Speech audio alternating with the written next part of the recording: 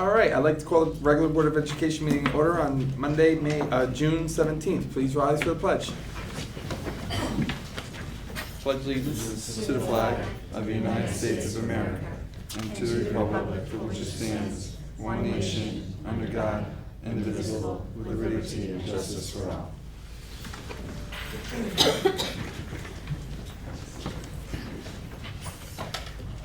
I need a motion to appoint Anne Marie Polteroni as clerk pro temp. So moved. Second. Comments or questions? All those in favor? Aye. Opposed? Motion carried, 5-0.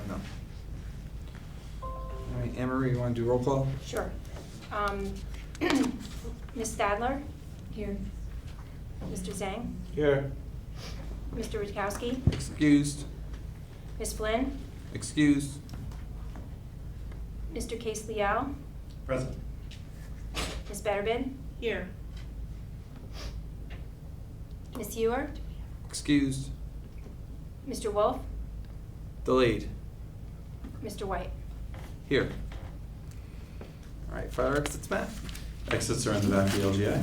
All right, tonight we have 2 workshops. The first one is the tenure and retiree recognition. Yeah, so thank you all for being here. Tonight is a very, very special night. It's one of the favorite board meetings of the year. That we have our principals and department heads here to honor and recognize our retirees and folks receiving tenure. And we will be having cake. This is the most important announcement I'll make tonight. We'll be having cake, the good kind. We're having cake when we're all done. Where are we having cake, Anne Marie? In the cafeteria. In the cafeteria. So, you got to walk down the hall that way a little bit. But forget whatever special diet you're on. Please join us for cake when we're all done, because we'd love to talk and enjoy time together for as much as we have before we come back in here for the rest of our meeting. So when everyone's wrapped up, we will kind of adjourn for a few minutes and have cake in the cafeteria. But other than that, I will be just calling principals and department heads down to talk about the folks they are honoring tonight. So I'm going to start with Elisa Soto, our principal of the high school.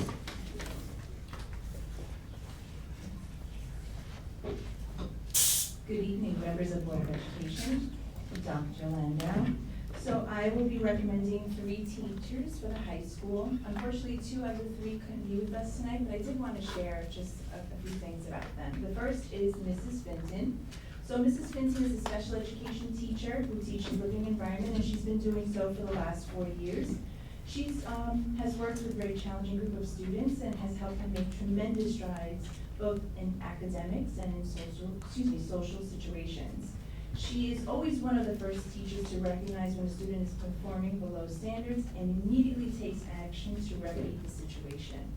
She accomplishes this through creating interventions on her own, collaborating with faculty and staff.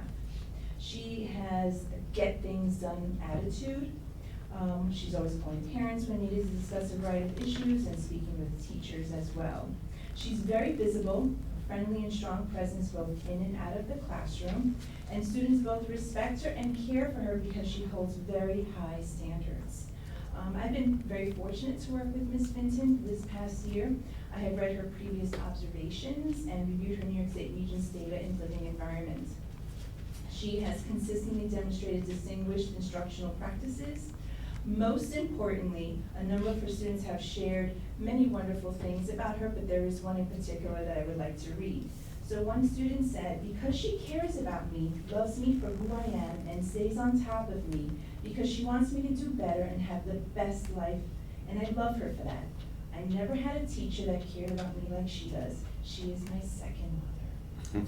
It's very sweet. So that's Miss Vinton.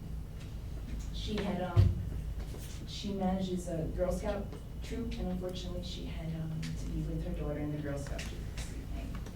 The second teacher is Mr. Deal. He too could not be with us as well, but it is my pleasure that I recommend tenure for Mr. Deal. He is an outstanding teacher, scholar, and a sensitive and perceptive individual. These qualities would serve as an outstanding teacher as well as a role model for any teacher or any student that he teaches. Mr. Deal's lessons are well thought out and planned. He conveys enthusiasm which is shared by his students. He has a thorough understanding of the developmental characteristics of teens and designs his lessons accordingly. He assesses students at their level of need and finds methods for engaging them productively. Mr. Deal creates a learning environment in which individual differences are respected and where students learn to respect and value one another. An example is at the end of every school year, he writes a personal letter to each and every one of his students. I have worked with Mr. Deal this past year, and he has demonstrated consistent pedagogical expertise. I have had the opportunity to review his past evaluations, which indicate highly effective scores, which are consistent with his current instructional practice. His New York State Regents pass rate indicates students have reached mastery performance within the last 4 years. Lastly, and most importantly, I'd like to read a quote from one of his students. One of his students said he's a great role model and helps every student understand the content fully. He always helped me understand living environment, and he always goes out of his way to check on me and keep in touch, and he makes me feel valued. The last, Mr. Sansone, you're here with us. Why don't you come down and join me? So this is Mr. Sansone. That's his So it's with great pleasure that I recommend Mr. Sansone for tenure. He has taught earth science at Beacon High School for 4 years. He feels that this is a particularly exciting time to teach and learn earth science because technology makes the Earth's 4 spheres more accessible every day. We've had a number of conversations. He's a real techie kind of person as well. Google Earth has opened opportunities to embark on global field trips, and he always says no permission trip is required and it's all free. The internet allows students to analyze Earth systems in real time. Some examples are seismic and volcanic data. He can share more about that. He enjoys learning from his digitally minded students who recently pointed out the utility of cell phone apps measuring strike and dip, right? I have had the opportunity to work with him this past year. I have reviewed his observations, his New York State Regents data, and he has demonstrated consistency, proficiency in his evaluations. In conclusion, he has shared with me that he enjoys teaching earth science to high school students because he has shared, because they have a natural interest in the world around them and encourage them to view science from different perspectives. Another quote from a student. Student said that he is a great teacher along with being a great person. He's just a great man, and I love him. Congratulations.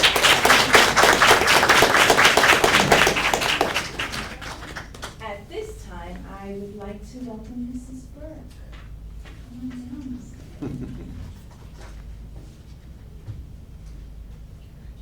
She has had tenure. She's here because she's retiring. So I'd like to recognize Ms. Burke at this time.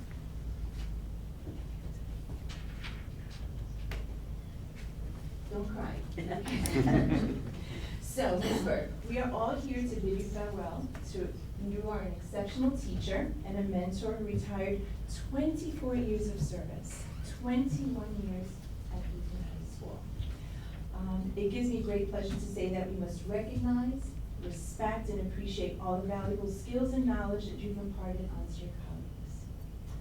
In addition, we all need to express our sincerest gratitude to you for all the uncommon contributions in realizing the educational programs and development of Beacon High School. Thank you for many years you've devoted yourself to educating children. Now you can look back with pride at all that you've accomplished and have a good time in your retirement. Congratulations. I'd like to thank the Board of Education for your unwavering support. To the Beacon community who has always passed the budgets while I have worked here and made me feel secure, and for supporting the arts. To the administrators who have guided us, to my beloved English department who I have led for the last 6 years through Common Core adoption, APPR, jumping through the hoops, and combining the middle school and the high school. They work diligently and unwaveringly to support all of those things. To the students who have kept me forever young, and to all the staff I have collaborated with, in this dream job for the last 21 years. Thank you.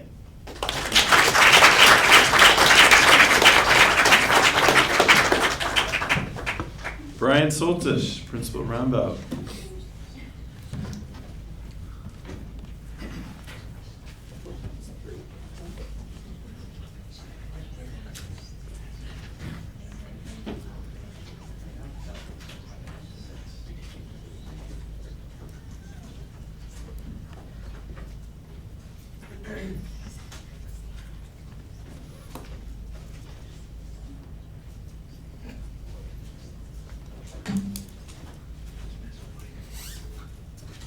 Good evening. Thank you for having me this evening. We're going to start with our tenure recognition. I would like to begin with Wendy Cabinero, who can't be here this evening. Her child is moving up from 8th grade, and she has a ceremony, so unfortunately she can't be here. But to just give you a little bit of information about Wendy, Wendy came to us from New York City. She was there for 15 years as an educator. We were able to get her at Roundabout as a perm sub for a year. We were able to put her in place teaching 8th grade English after that. She's done an outstanding job. This year, just to give you an idea of the type of educator she is, she had a lesson, and I was doing her observation. It was her unannounced, and I walked into the classroom, and the center of the room was covered with different sneakers, shoes, all different things. Every kid that walked into her room was engaged instantly in her lesson. They asked questions from the time they got in the door to the time they sat down. What are the shoes for? I want that shoe. Why do you do this? It all tied into her lesson, and she had them from the moment they walked into the door. Her class was already functioning and running, and I just thought it was an amazing way to open her lesson and to draw their interest, and I just thought I would share that with you this evening. So I'd like to congratulate her on her tenure.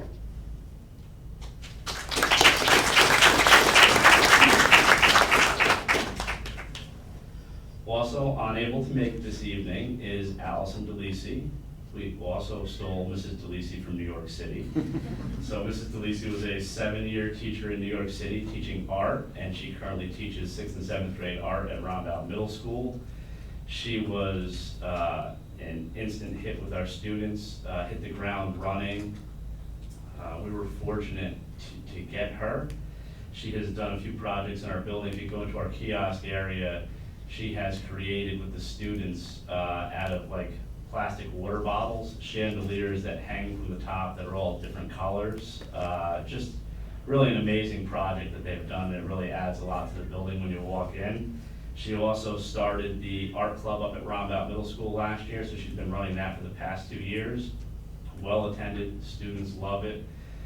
She's just a great person, a great educator, and kids love having her as a teacher, so congratulations to her. She's a great person for us to have in this district.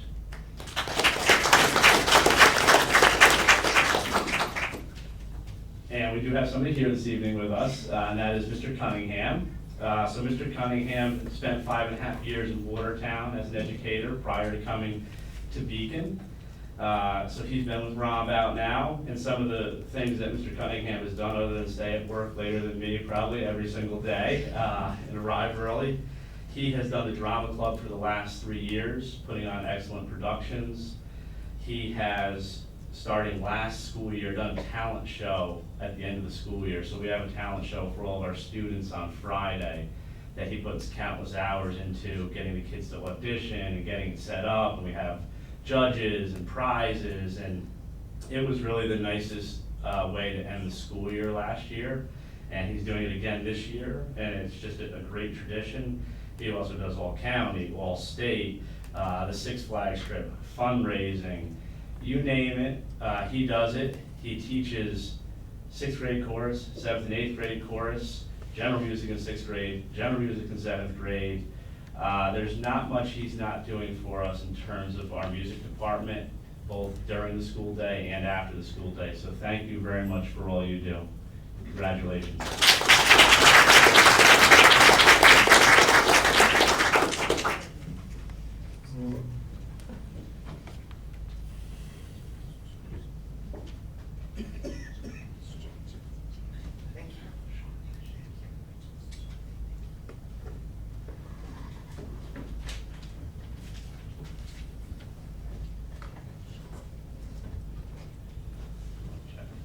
So I also have 3 retirements at Rondout Middle School. We will start with one of our teaching assistants who's not here this evening, and that is Cheryl Nettleton. She has spent 15 years at Rondout Middle School working for the district. In her time at Rondout, she's always gone above and beyond volunteering to do certificates for our honor roll ceremonies, reading names at our ceremonies, at our moving up, at our honors tea. So for years, she spent time volunteering to the district to give extra to the students, never asking anything in return, helped with our 8th grade activities, our dance, truly does anything for students. So we're really gonna miss her at Rondout Middle School.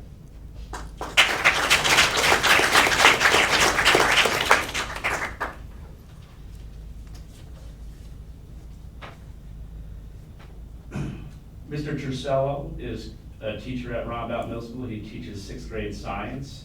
He has spent 27 years in the district. He's not here this evening, but he has spent those years at 8th grade social studies at Rondout, 5th grade at Forestville, 6th grade social studies at Rondout, 5th grade at Sargent, and most recently and longest, Rondout teaching 6th grade science, where he is currently. He also, in his time at the Beacon City School District, spent 12 years coaching varsity football, with 7 as the head football coach. So he is someone who spent a lot of time both in and out of the classroom. I would like to read something that Mr. Trusello sent to the district. I just think it really sums up the type of person he is and the type of educator we're losing, and we're wishing him the best on his next journey. He sent us an email saying, "Teaching made me a better football coach, a better father, a better husband, a better neighbor, and a better person. A better person due to the working with a diverse population and accepting the differences between us all as a positive for growth as a person. Retirement as a teacher is like a special degree in understanding life. If you approach teaching with an open mind, it is impossible not to have a clearer vision of life that is different than the rest of society." And that's just a little piece of what he wrote to us, but it really, I felt, summed up his career and how he is as a person. So I wish him the best luck in the next chapter of his life.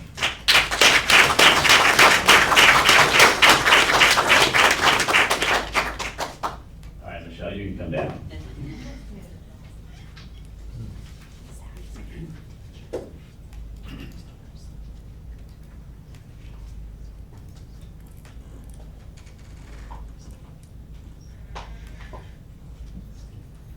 So Michelle Beakley is has been a music teacher in the Beacon City School District for 30 years. So I don't want to say much, but I was a student in the high school when she was teaching in the high school, but I was not in the band. During her 30 years, her first 5 were at JVF in Glenham. Then we had some budget cuts. She was one of 4 that remained for the entire district. And being that she was one of 4 and lowest on the totem pole, she was sent to Beacon High School in 1994 as the rookie to rebuild the band program. At that time, the band program consisted of 16 students. During a 3-year period, Mrs. Beakley grew the band to 150 students, which I would say probably makes that the most impressive move the district has made to this date, because she grew our band program at that point in time to 150 students. I still remember seeing her out the windows. You did not mess with her at that, like, there was no messing with you when you were teaching the high school band. We know Mr. Romano knows that, right? Michelle is also currently the music coordinator and has been the coordinator of the entire program for our district for a long time. And she has taught me a lot in that amount of time. So I've leaned on her and relied on her at Rondout Middle School. And I've really grown to respect her ability to work with students, her leadership with her department, and her passion about music in general. So she's dealing with a principal that knows nothing about music, but she has guided me to make sure that the program stays exactly where it should be. I don't know how we will replace her because she truly puts her all into our music program, making sure the students in Beacon have everything they need. So thank you so much, and we wish you the best in your future.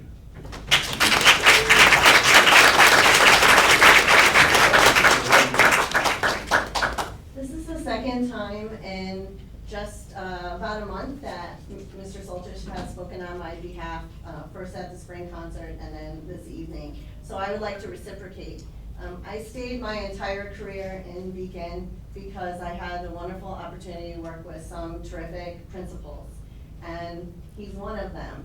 And I'm so happy and honored that I was able to spend the end of my career with you. He's a collaborative principal, and he always invests in his teachers and asks, what can I do to make your job easier so that you can give more to your students? And for that, I'm very grateful, and I'm very honored that I got to spend that time with you. Thank you.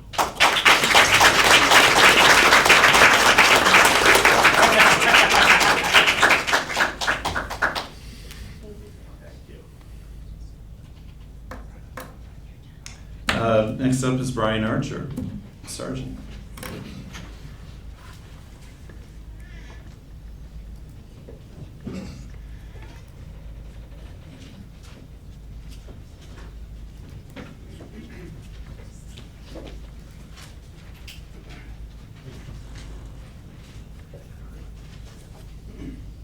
Good evening. I want to recognize and congratulate Michelle, Alice, and Mary Ann. Congratulations. It was wonderful working with all of you. And Howie. We have a lot of folks here tonight from Sargent. A lot of wisdom, energy, accessibility. I've learned more from each of these ladies than they could possibly know.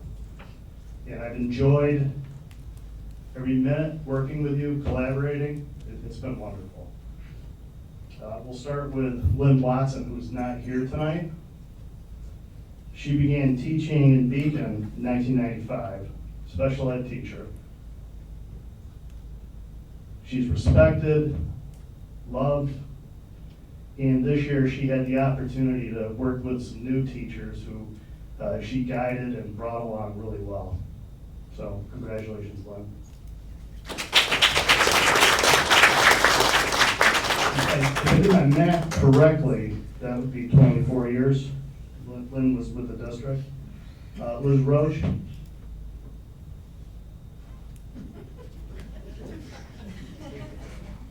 Liz began teaching in Beacon in 1999, 4th grade. She's been our content coordinator. I found a note from a parent dated 2003 that the parent said, or described Liz as a wonderful, and one teacher in particular stood out as Sergeant, and that was Miss Roach. So congratulations, Miss Roach.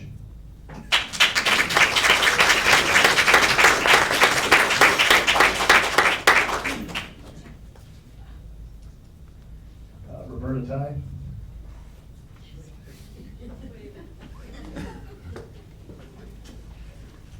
Roberta began teaching at Beacon in 1985, which, if my math is correct, that's 34 years? Yes. Good. And if I didn't have that correct, I would get corrected. I'm joking. Roberta is a special ed teacher. This year, she moved to 1st grade in one of our inclusion classrooms. We had several conversations about that move. And what I do need to say is, it's been wonderful visiting that classroom just about every day. She loves those 1st graders. Principal Ramuno nominated Roberta for a Dean's Award for Excellence in Teaching, and his words, and I can echo these as well. Ms. Ty is one of the individuals that makes Sargent School a great place for kids. Congratulations, Roberta.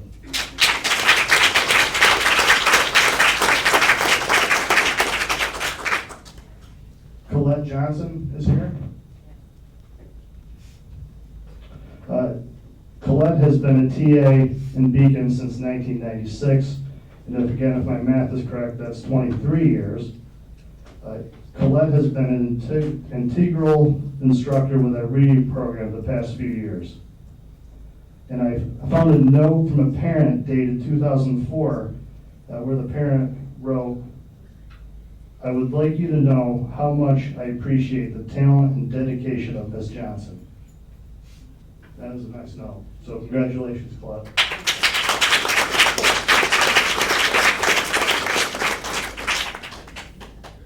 Do you want to come down?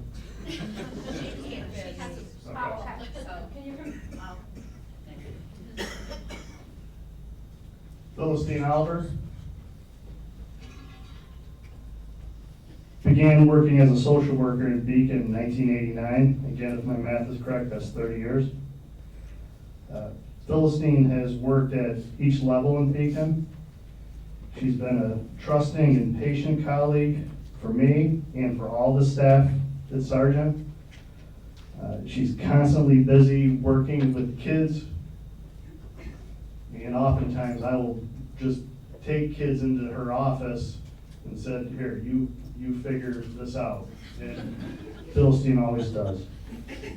I've enjoyed Philistine's guidance and advice these past 5 years, and her partner, Ms. Zappel, our psychologist, said her kindness and compassion and humility are unparalleled. So congratulations.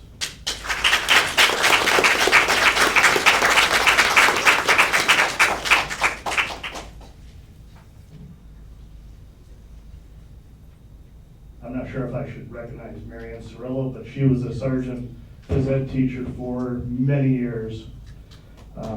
22 years, if I did my math correctly. Started teaching in 1995. Yes. So, Marianne's been department chair, content coordinator. Again, a wonderful mentor to our new phys ed staff as well. So, congratulations. And we've got Maureen McGordy.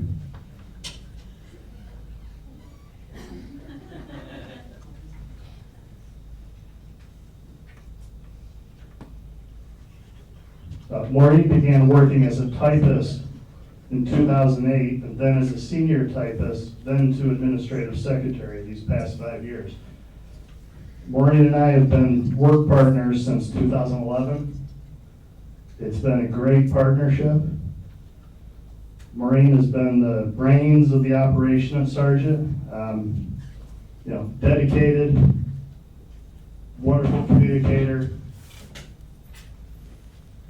and she's given countless hours and energy to the secretarial unit as well. It's been great, Maureen. Thank you.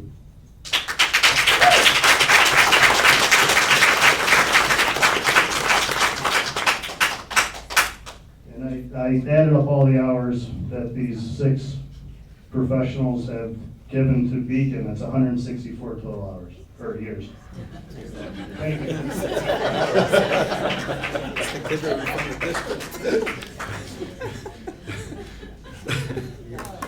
Thanks, Mr. Archer. Okay, next is Anthony D'Amato, Director of Facilities.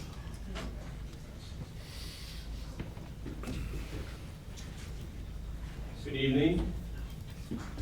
So I only have one retiree this year, but it's a big one. Howie's head custodian here at the high school, and he's been with the district for 30 years. I'd be hard pressed to find anybody more reliable or dependable than Howie. Not only is he the go-to guy for faculty and staff here at the high school, but for me as well, especially when I need anything last minute. Although he's a tough loss for the district, we're happy that you're finally going to be able to get out and play some golf, depending on the weather, and maybe even relax a bit. You'll figure that out eventually, I think. But if you get bored, Howie, something tells me we'll be seeing you around. So congrats, and you deserve it, bud.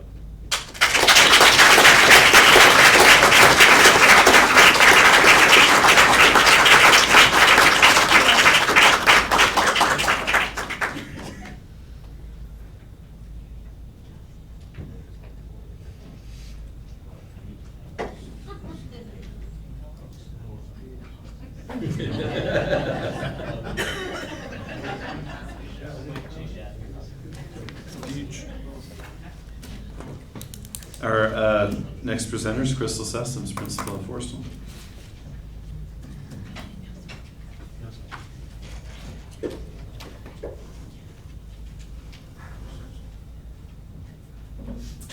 Good evening. I have two retirees to recognize tonight. The first is not here with us. Her name is Ann Jordan. Ms. Jordan has served as a teaching assistant in our MAPS program at JV Forrestal School and within the special education department. She has supported and advocated for students, and having had only part of the school year to work with her, she has made it very clear her passion, care, love, and concern for our students. So we thank her and appreciate her for her years of service. She's not here with us, but I would just like us to congratulate her on her retirement.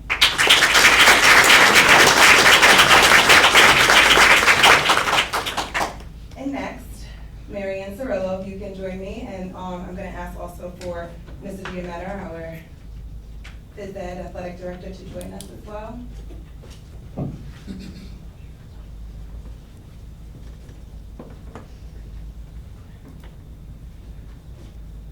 I wasn't scheduled to talk.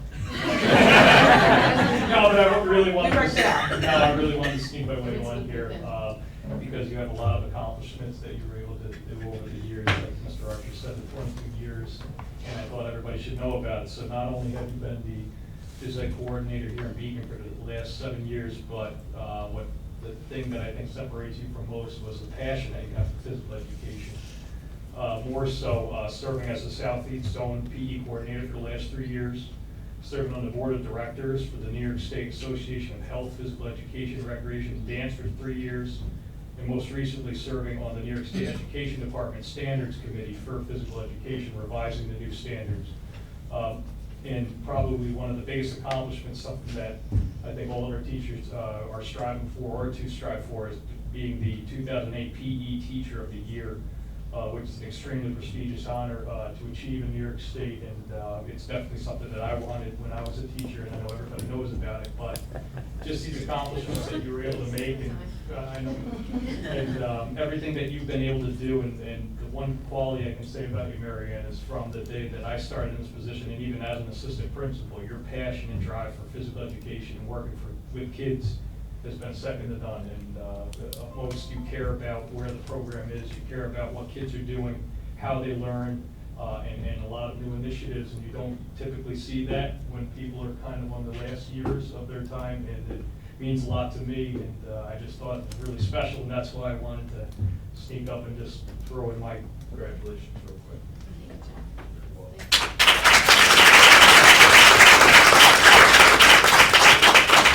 So, Marianne, it has been a pleasure working with you. It's just been 1 year for me, but it's very evident from what everyone else has shared thus far, and from what I saw, especially today at JVF, we had our last assembly of the school year, and two of our PTSO members came in and surprised Marianne with a retirement gift, and the words that they shared and what was felt, and how our students chanted and celebrated her was very special. So without further ado, enjoy your retirement. You deserve it. We love you.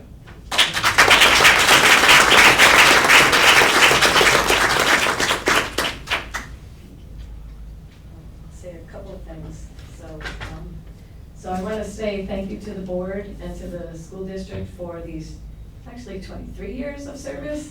I've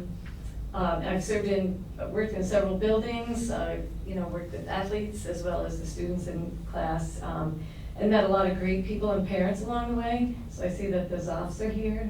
They go back to my very first days, and I just appreciate the direction that Beacon is going in, and I wish everybody onward and upward. Thank you very much.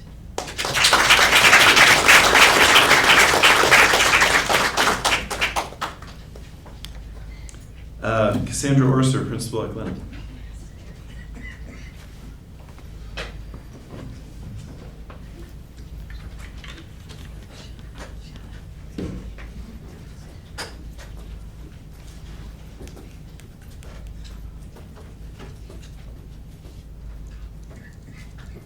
Good evening. Tonight I would like to speak about the contributions that Patty Zolchek made in the district prior to her retirement. Patty worked as a health aide, a one-to-one aide, and then as a teaching assistant. She worked at 3 of the 4 elementary schools. Although I only had the chance to work with Patty for 2 years out of the 12 that she was most recently at Glenham, I was able to see her work in different settings and with different age levels, always with a positive attitude and a caring heart. A great expression of Patty's character was seen at the start of the 18-19 school year. Because Patty retired during the summer months of 2018, she made sure that she was at Glenham on the first day of school to greet all of the children and explain to them that she had retired. She had lots of hugs and lots of well wishes from the students and staff, and she knows that she's always welcome to come back and visit or help out in the classrooms. Patty's unable to join us tonight as her daughter has been ill, but thankfully she does have a good prognosis. And I would like to wish her a happy and healthy retirement. So congratulations.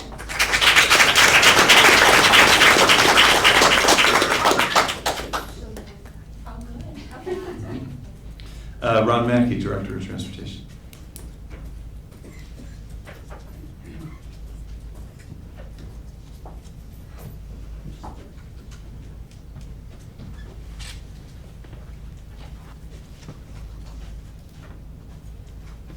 Thank you. We don't have anyone making tenure tonight. But I have enjoyed listening to all the stories, particularly the one Mrs. Holtish told about the teacher with all the shoes in the middle of the room. It reminds me of when I get up to check the snow, I have to go around the shoes. It's really nice to be here with the board and with all the teachers. It's nice to put faces on all those trip requests we've been getting all year. I have 2 people that have retired this past year, and one of them is here, one of them is not. But for both of these folks, the magic number tonight is 28. 28 years that both of these ladies were with the transportation department. So their first year kindergarten students would now be 46 years old, and some of them would be, most of them would be parents by now, and some of them possibly grandparents. So from the classes of 1990, when these ladies started, until 2018, they've had a lot of students on the buses.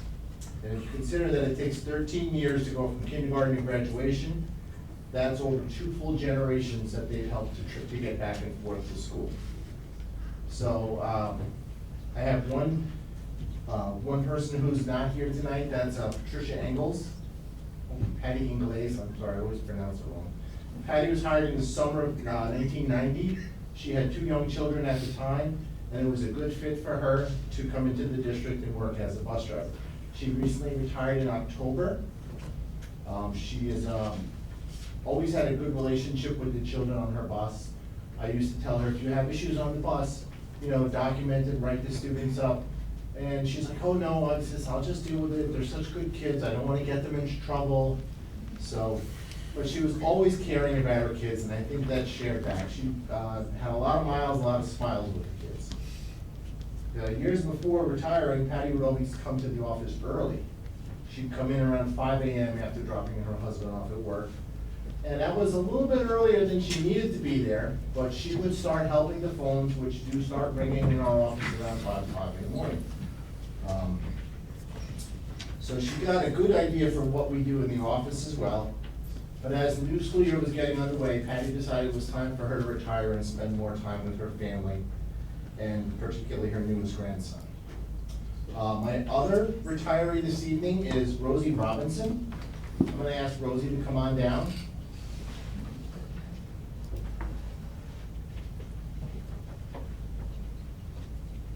One of the challenging things about our department is we're always on the go.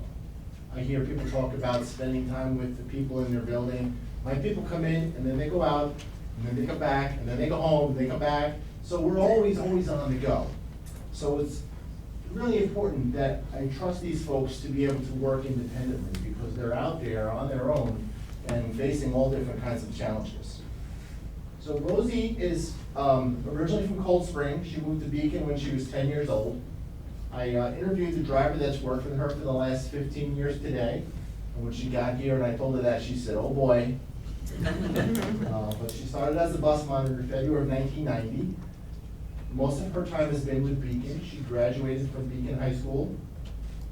And whatever challenges, Rosie's worked with students for the most part with special needs, those students that go out of district. Whatever challenges they may have presented, Rosie always found a way to make their ride a little shorter, a little more enjoyable. Not only did she interact with the students, but the drivers never had to worry about falling asleep behind the wheel because Rosie was quite the conversationalist. That's not exactly how Sheila put it, but since her retirement earlier this year, Rosie's coworkers have certainly missed her. She was the one to organize the holiday party every year and always had something on hand to nosh on. As a rite of passage, she was always telling new employees that they would receive a free turkey at Thanksgiving from the district. I should point out that that's not a part of the collective bargaining agreement. It was just Rosie's way of greeting new staff. So when Rosie retired, I even tried to convince her to work for another school bus company as a monitor so that she could continue doing the work that she's done so well. So, but I think at this point, 28 years was enough for you. But I want to thank you for that time, and we have a little presentation over here.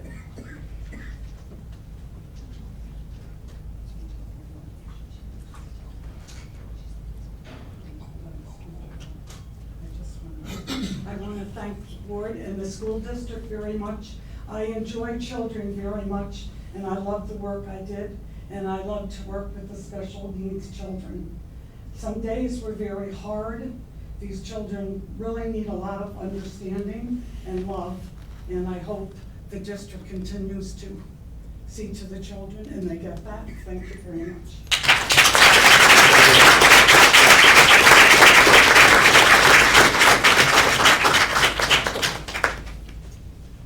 Next up, Karen Pagano, Director of Food Service.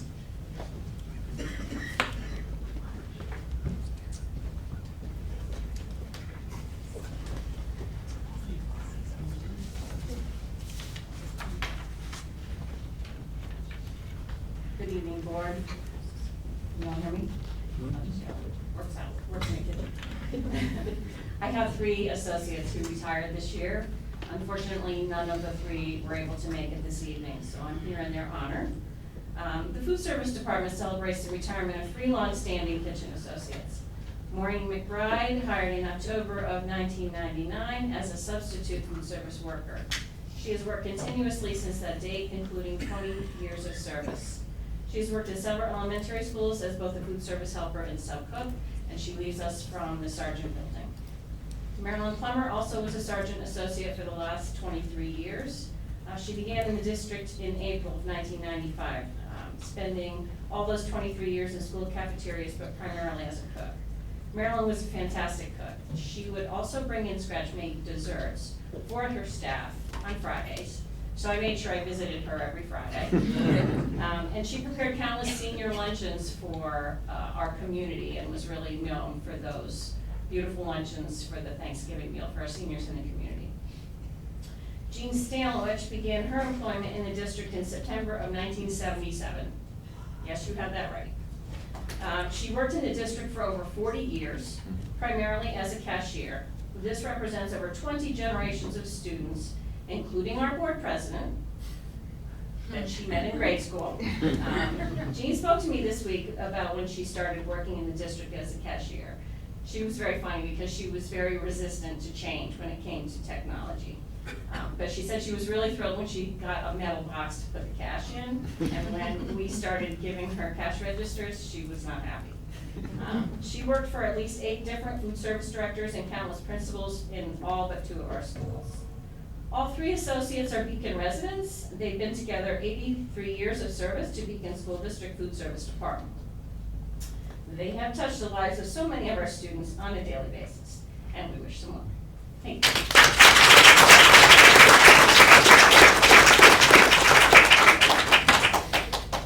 And Enrique Corderoni.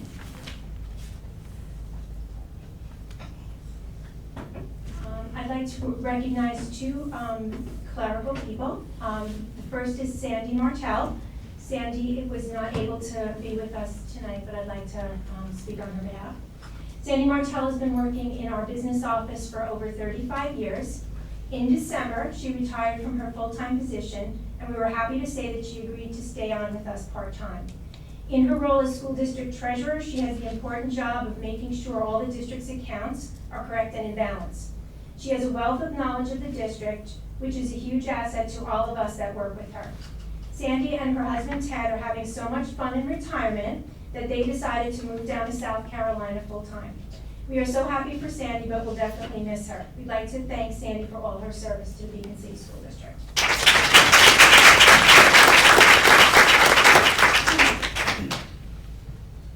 Last but not least, I'd like to speak about Teresa Simone. And Matt has asked me to speak on behalf, since Teresa and I started the same month and the same year in the district. Teresa Simone started her career in Beacon in February 2005 as a typist in the personnel department. After a few years, she was promoted to secretary to the assistant superintendent of curriculum and instruction, and then to the superintendent's secretary. During her time in Beacon, Teresa worked for many different people and got along very well with all of them. Even when times were difficult in the district, Teresa always had a positive outlook and always found the good in every person. Teresa had a great personality and always made me feel valued and listened to.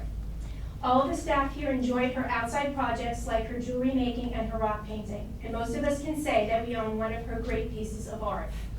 For those of us that have worked with Teresa in central office, we always knew what time it was by hearing the singing of the birds from her clock. Teresa was a warm and compassionate person, and we all miss her very much. We are grateful that we were able to spend time with her over the last 14 years. We're happy to share this retirement recognition with her husband, Tony, who's here tonight.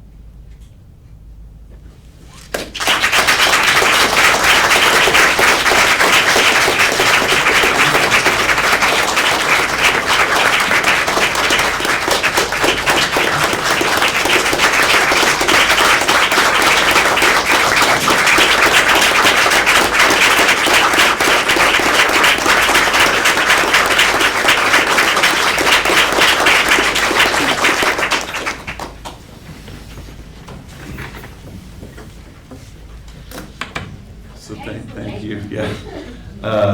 So thank you so much for being here. It's truly an honor to be in everyone's presence tonight, and we're going to adjourn for a little bit to go down to the cafeteria and have some cake.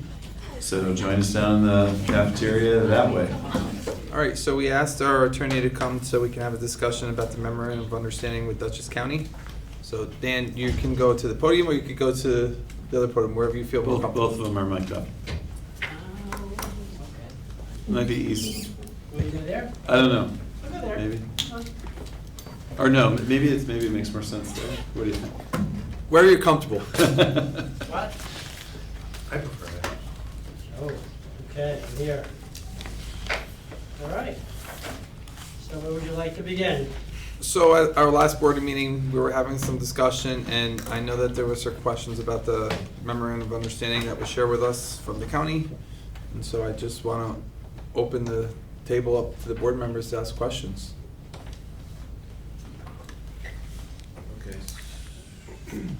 I have to log in.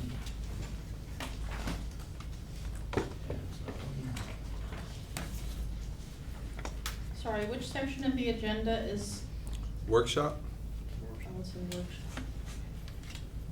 Yeah, that was unfinished business. Anthony, are you gonna talk about your notes from your email? I'm just, I have to log back in. I thought we were gonna cover this on the unfinished business. But, I actually did have a question, but of course now I can't open the thing easily like I did yesterday. I just was curious, why was one section redlined about the public use of the land? My understanding was there had been some discussion about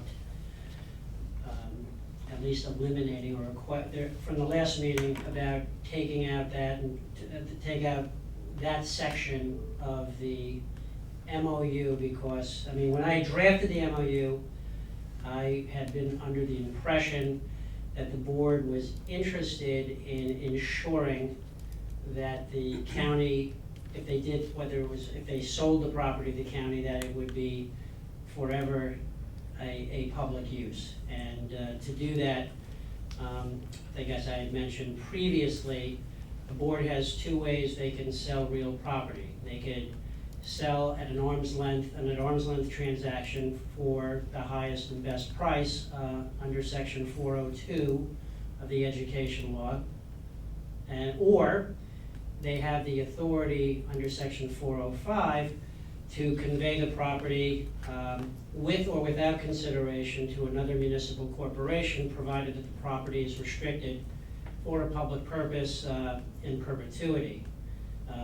That way to protect the fact that because the property is partially improved by the stadium, that this would ensure that whether they sold just that portion or they sold a larger section of the parcel to the county, that would be subject to a public use restrictive covenant.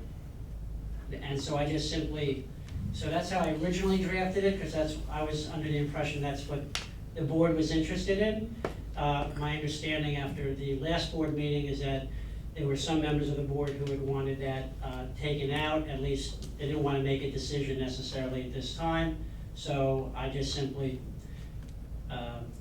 basically deleted that portion, but left it in a track changes format, so just so the board could see.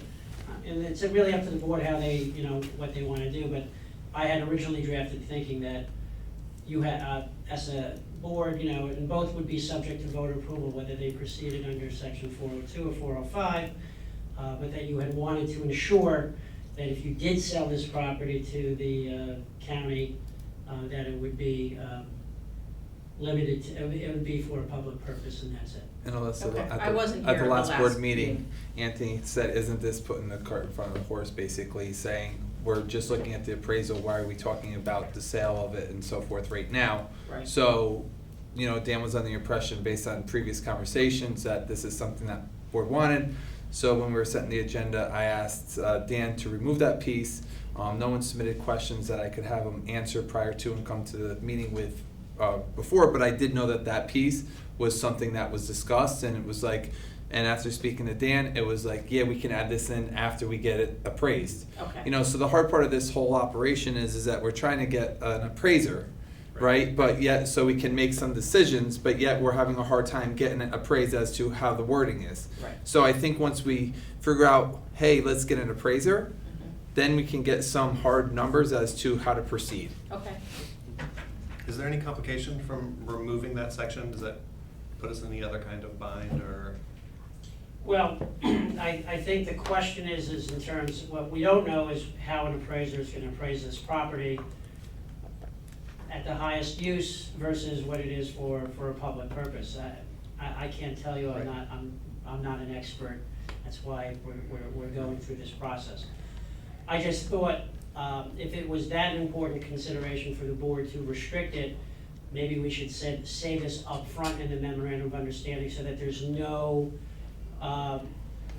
once the appraisal comes in, second thoughts are, well, maybe we should have done this, and the county might say, well, no, we want to do it at an arm's length transaction, because I don't know what the values are going to look like.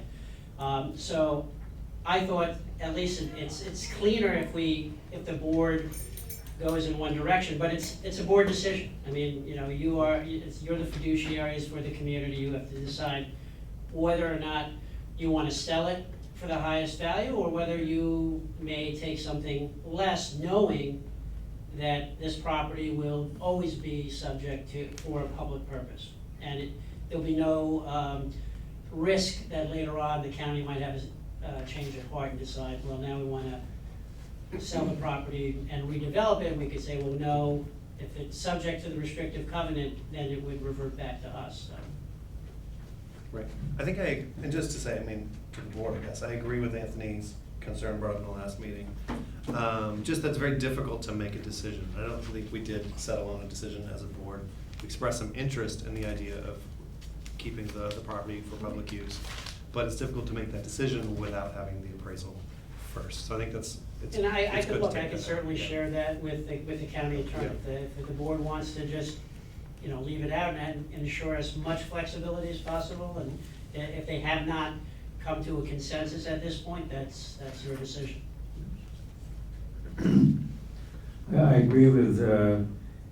Singh's suggestion in the item number 4 here.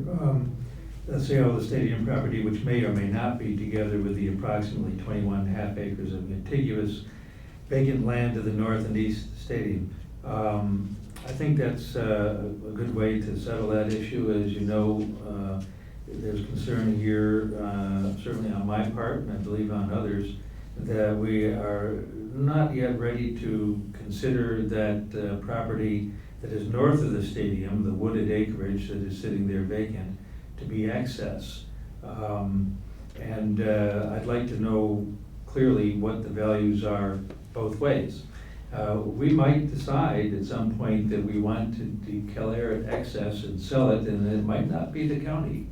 I will remind you that at no point has this board been informed by the county what the heck they want to do with that land that they want to buy that's north of the stadium. And it seems odd to me that nobody has done that. So just to add to what Craig's saying, so I had made some written comments, but I had made them today, so I don't think, Dan, you've seen them. But they're similar to the stuff that we were talking about the last meeting. So in number 4, it says if the product, yada, yada, and it goes on to say, comma, or the sale of the stadium property together with the approximate plus or minus 21.5 acres. You know, we haven't made the decision whether or not we want to include the contiguous vacant land as part of the sale. So what I had suggested was, after or the sale of the stadium property, add the 6 words that say, which may or may not be together with the approximate plus or minus 21.5 acres of contiguous vacant land. I did, superintendent was kind enough to forward a copy of your comments, Anthony, so I did have a chance to look at it. With respect to that particular comment, I think as drafted in paragraph 4, it does actually, it gives a separate, it breaks it out. So it says we may enter negotiations for either a long-term lease or the sale of the stadium property. The stadium property, by definition, is the 21.5 acre parcel. Or, meaning it could be something else, the stadium property together with the approximately plus or minus 21.5 acres of contiguous vacant land to the north and east. So if you look at I did actually put for that contingency. I don't know if you want me to put that additional language in, I'm happy to do that, but I thought that it, as drafted, it already. So there's only, the way I read it is there's only one or, and there's only one comma, and that comma separates the lease with the sale. And the comma, the sale after the comma and the or basically talks about the stadium property and the contiguous land northeast of the stadium and the plus or minus 4 acres. The county leases separated into intermodal transport center. So the sentence is not structured, at least in my plain English understanding, that in the way you've described it just now, maybe some more commas and moving the or down further would clarify that. Or maybe perhaps adding the 6 words that I put in there. I just wanted to clarify. So when we had talked with, when I talked to the county attorney, and just in full disclosure, he had drafted this and I had made some comments to it. I understood, and that the board would either enter into a long-term lease or sale of the existing stadium property, the stadium with the improvements underneath. And that was kind of that's what the county originally approached us on. They did subsequently talk about, well, maybe if we're gonna buy the property, not lease it, but if we're gonna buy the property, we would then think about buying not only the stadium property that we currently lease, but also the 21.5 acres of contiguous vacant land to the north and east of the stadium property, plus the plus or minus 4 acres of contiguous land that they lease for the intermodal facility. So they would buy all of that or they would just buy the stadium property. So I understood that to mean, as it was drafted, I understood that. If the board does not think that that's clear enough, again, I'm happy enough to modify the language and send it back to the county. Does it, so, can I just go back a little bit to, there's been a lot of talk about the plus or minus 21.5 and plus or minus to 4 acres. Is the land subdivided right now? No, it is not. It's one parcel, and the county just leases based on a sketch or, a map showing where the improvements are, the 21.5 acres, and they also have a separate lease for the 4 acres for the intermodal facility.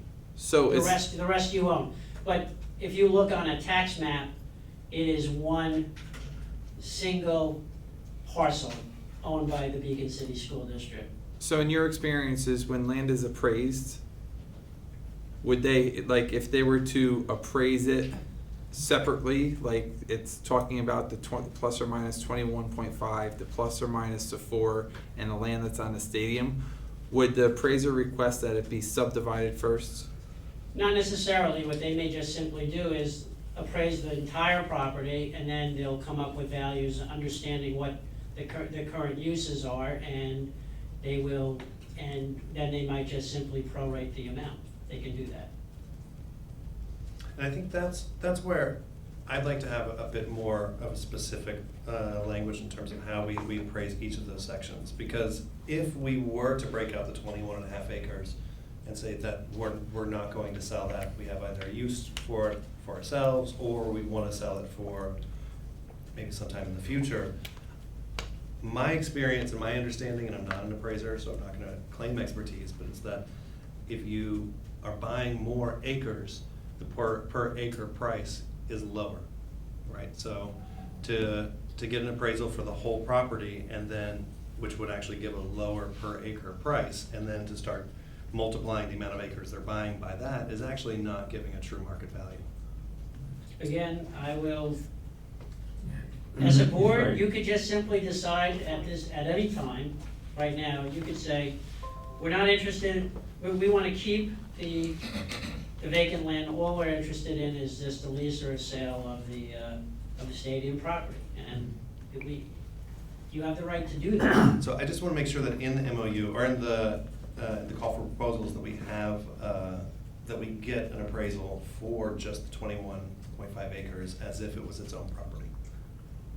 The only caveat to that is that the county is not, that's something that the board would want as a board to sell that property. The county is interested in sharing in the cost of the appraisal of appraising property that they either want to lease or that they want to buy from you. I don't know if they're going to want to bear whatever the cost of asking an appraiser, and if we were to ask the appraiser just appraise the 21.5 acres to the northeast, because we as a board want to know what that value is. I mean, that's something that probably they may have an objection to. I don't know. I'd have to raise that if with them. But this transaction has been, as I understand, the negotiations are just simply that they're interested in splitting the costs of appraising property that they were either going to lease from us or that they were going to buy from us. I mean, if they were to object to that, I mean, just I can say from my position is that in order to approve a sale of any kind to the board or to anyone, I need to have that information. So I'm not necessarily sharing an appraisal for them for their benefit, except for the fact that this is something they want from us. But unless I know the full market value of that's not necessarily just to behoove us, but that's in order for us to make the decision. I don't see why we shouldn't get what we want since we're supposedly paying for half of it, right? Don't we get, I mean, we shared the cake tonight, so we're sharing the price here, so I see no problem with our asking for what we want and what we need to make our decision. I could certainly convey that to the county. And you can ask them what the hell do they want to do with that property anyway? So number 4 talks about the sale or lease. So that's why I wanted to, the way I interpreted it was written is you only have two choices. Long-term lease or sale of the stadium plus the northeast section plus the transmodal center, intermodal transport center. All in that one sale clause, so that's where the or is placed, lease or sale of all of this. I would like to clarify that somehow in whichever way you would like to recommend. My recommendation was to add those 6 words. For the appraisal part, that's actually paragraph number 1. So if we're done with 4, I can make my comment number 1.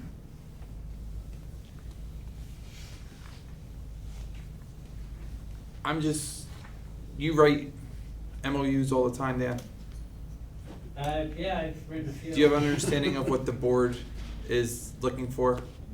I understand that what they are, I understand that I understand certain members, I don't know what the entire board wants. I understand certain members, if it's the consensus of the entire board, for me to if they agree that it's not clear, and then I'm happy to clear up paragraph 4, and to also to convey to the county that we would like also to do an appraisal of just the 21.5 acres alone of the contiguous vacant land. And the board has requested that the county identify what their intent would be if they were to acquire the 21.5 acres from the district. I think that works. I don't like it. Why not? I'm just trying to move forth with the appraisal and trying to get the appraise done. I understand what James is saying about bulk land, but I think that whether it's the appraised price, it doesn't have to be what we sell it for. It's giving us a baseline, right? So if it's not, so I'm trying to keep the cost as minimal as possible for the district due to the fact that this is going to take money out of education, whatever money we have to spend on the stadium land, which isn't for educational purposes. Yeah, our sports team gets to use it. Yeah, we have graduation there, but it's not going to educating kids. So I understand what James is saying. I don't disagree that, in the private residential aspects, because I'm not a commercial person, I have no experience with commercial land, that when you buy more land, it tends to be, when it's packaged, it tends to be that cheaper, but that's because it's worked out. That doesn't mean that the per acre value of the appraised land wasn't what it was per acre, and then you could decide. Like, I know that there are some developers that will get an appraisal of a 100-acre farm. And then they do that knowing like, okay, here's our baseline, and then they decide whether to subdivide it or not subdivide it. And then when they subdivide it, because they went through the process of subdividing the land, that increased the value of the land and the smaller parcels because that was already done. So I'm just looking to move forward to get a number of the appraised land. And I think if we could do it for a per acre rate, then we could decide, hey, we want more or we want less, but let's get a number. And the appraisal doesn't mean that we have to sell it for that price. That's just saying this is what it's appraised for. So if we get a per acre appraisal, then let's decide, do we want to do anything with the 21.5? And I don't even know where the lines are that they utilized, right? So I was looking at the map and I was trying to figure out, well, where's the 20 plus or minus 21.5? Where's the plus or minus 4? What are they counting as the stadium land that it sits on? Is it the parking lot? Is it just the clubhouse? Is it just the field? And it's hard to determine because we don't have any true data, I believe. Is that true? I don't know. Dan, do you know? Do we have a survey that stakes out where? There's a survey that stakes out where the lease is, yes. So then we'd have, okay, what they're talking about with the lease. So if we do just the and I don't know how, and this is maybe a question that we can ask through the RFP, right, when we go through, is the land underneath the stadium a different value or would be appraised at than vacant land that doesn't have a stadium on it?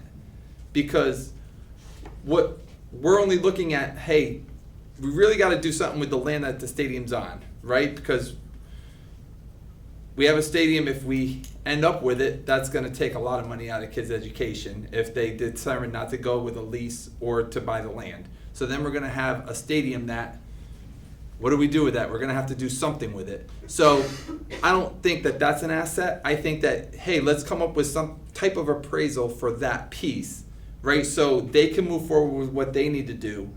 But I just want to get numbers so then we could decide, hey, here's a number that we're comfortable with or not. And it seems like Well, I think there's a roadblock. And just let me finish one sec. We pay good money to our attorneys to draft MOUs, to draft language, and we're here questioning the attorney about what the meaning of it is, and he does this for a living. I mean, with all due respect, he said what it was 3 times and what the understanding is, and then you're questioning him about it again. Anthony, do you know what I do for a living? You're an engineer. Yes, contract officer for the federal employment, for the federal government. I manage contractors, I type up scopes of work. I make sure they go out to RFP, I answer the contract officer's questions. And I get cost proposals back, I have to go through the technical evaluations. I do the whole thing and award. So I do have a lot of experience. And I'm not saying you don't, Anthony, but I'm saying this is what we pay them to do. I think it's fair that you ask questions and get an understanding. And I'm not questioning that piece. Anthony, if I could just respond to that. I hear what you're saying, and you just want to move forward. I think we all want to move forward. We spent far more time than we should. My interest is also to make sure we have more money for education, and that's why I want to make sure that we do get the most value for this, because, we just went through budget season, so we might spend a little bit more. But to be honest, my experience is if you're hiring a contractor to come in and do a job, such as find the estimate of the land, to assess the value of the land, they're already there to add another section. It's not going to be double the price. It's not going to be triple the price. I think it would behoove us to have more specific comparative data, rather than to get in a situation to where we say, okay, we have the per acre price, but now we want more, but we don't have any data or information or expertise to ground that on. So I don't think, personally, my interest is primarily in having that piece of information. I've said that literally from, I think, our first meeting that we discussed about this. In terms of other things that are brought up about understanding the county's intentions, I would like to know that, but that's not necessarily central to the MOU, in my opinion. But I think getting the value of that, just to compare to anytime we're going to sell something, we want to know that we're getting the highest market value to pay for education. We need to understand that the county isn't necessarily the only buyer. Selling the land might not be the only way to make money off of that for us. And that's where I agree with you, because I think that we're in a right spot right now, that if we have it appraised, we have options. Agreed. Whereas if we continue to delay, those options may go, right? So getting the appraisal, it's only worth what someone's willing to pay for it. Right now, we have the county plus maybe another one. You don't know how long that will be there. So I'm saying if we get it appraised, that doesn't mean that's what we're going to get. It doesn't mean that we might get more, we might get less. What I'm saying is right now, if we get it appraised, then it's only worth what someone's gonna pay for it. So then we would be able to say, put it out there to say, hey, this is what it was appraised for, but this is what we're asking, or this is what we're not asking. Right. But do I understand that you're objecting to getting an independent appraisal for the 21.5 acres? Is that the baseline? Yeah, I want it as a bulk. I think it would make it speedier. I should say that the RFP or the RFP draft for real estate appraisal services, which I think the board had previously reviewed, talks about the district and county jointly liking to determine a per acre fair market value sale price and per acre fair market value rental price of the following portions of the entire parcel. So it wants to look at the 25.5 acres, which are currently leased by the district to the county and approved by the stadium and related parking facilities, and the intermodal transportation facility that the county also has constructed, assuming that that entire parcel would be subdivided in that fashion, or, and I should say, approximately the 47 acres consistent of the acreage I just mentioned, plus the additional 21 and a half acres. So the RFP already has that. What? The RFP already The has. draft RFP that you've looked at and that I've shared with the county already has that language. It does not have just the 21 and a half acres that the board, I'm hearing some board members have some interest in looking at alone. And, you know, I don't think that, because that would telegraph to the county, I believe, that the board really just wants to hold, that's something that the board wants for the board to know, because the board may decide, like, we just want to sell the stadium parcel and the 4 acres. We want to hold on to that 21 and a half acre piece of property. I mean, I think my comments are consistent with what all the discussion we've had with the RFP.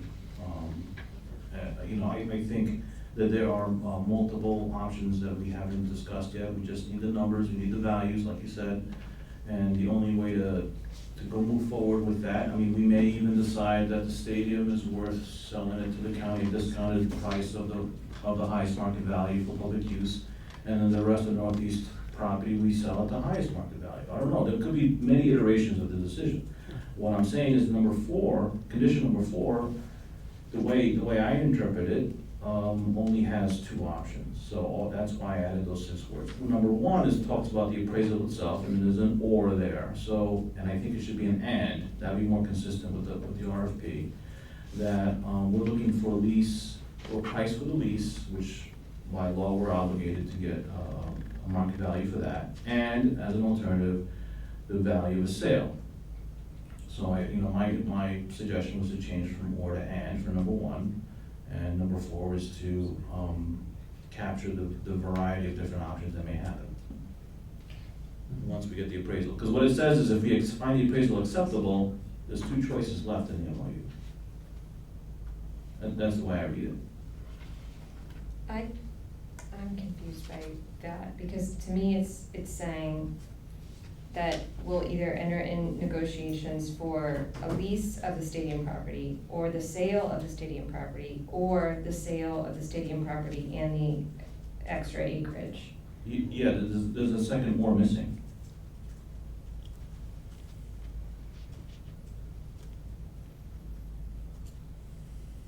There's only one or. I'm reading 2 ors. I only read one or. Wait a minute. Am I reading the wrong version? You're talking about number 4, right? Number 4, yeah. The original draft report? Oh, boy, so maybe If you look on board docs and the, underneath the unfinished business, the I'm there. MOU, so it does say if the product of the appraisal is accepted to both the county and the district, the parties shall then enter negotiations for either a long-term lease or the sale of the stadium property, or the sale of the stadium property together with approximately plus or minus 21 acres of contingent vacant land to the north and east of the stadium property, and approximately plus or 4 acres of contingent land which the county leases separately from the district for its intermodal transportation center. And what if we decide that it's, no, thank you, I guess I didn't have the right version. But, so there's 2 ors, and what if we wanted to sell the stadium with the intermodal transportation property, but not the northeast section? Would that You could put a comma, we could put a comma. I think the last sentence covers that in section 4. If there's a comma after, in the 5th line, after stadium property, and approximately plus or minus 4 acres, I think that might clarify, because now you're saying it's you're in the conjunctive with the approximately plus or 4 minus acres of contiguous land, that you want to sell that together with the the stadium property, or you want to sell it with the stadium property and the additional 21 and a half acres. Right. Yeah, more commas and ors probably work. I could put a comma there. Where would that comma go exactly? Okay, so it would go in the 5th line after the word property before the words and approximately plus or minus 4 acres. Should we say and or should we just say and? Well, are you gonna, the RFP says we're gonna appraise the 25.5 acres, which is 21 stadium plus the intermodal, and we're also gonna get the value of the 21.5 stadium, 4 intermodal, and 21.5 Northeast. northeast. Yeah, what I'm saying is, this section 4 is about the sale, about, you know, once we find the appraisal acceptable, here's the next step. Lease, sale, sale option 1, sale option 2, sale option 3, or right now it's sale option 1, sale option 2. That and is more binding than an or. Well, you know, you can put a comma there and that's nice, but it still doesn't give you the separate appraisal of the 21.5 acres to the north by itself, which is the point that Mr. Cates-Leal was making so eloquently, and that seems to be the whole hang-up here. What's the big problem? Why do we care what if the county might object to it? Let them object. I mean, we have our interests as well, and you know, as far as speed goes, the county, if it handled this thing correctly, could have handled it a lot better than they have.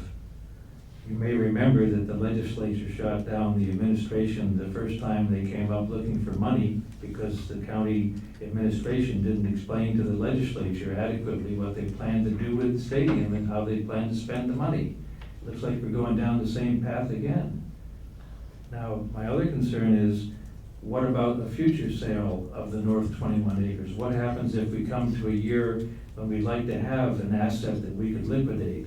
There might be I mean, right now, we don't have a crucial need to do it, but look at what the value was of the sale of the old high school. We just finished using up that tax reserve this year's budget, and that was pretty handy to have. So the timing of when we get that asset liquidated, if we liquidate it, is speculative. I can't say that right now is necessarily the best time. I don't agree with what Mr. White said about this false sense of urgency that we have to do it now. I don't see that at all. I didn't say that there was urgency, Craig.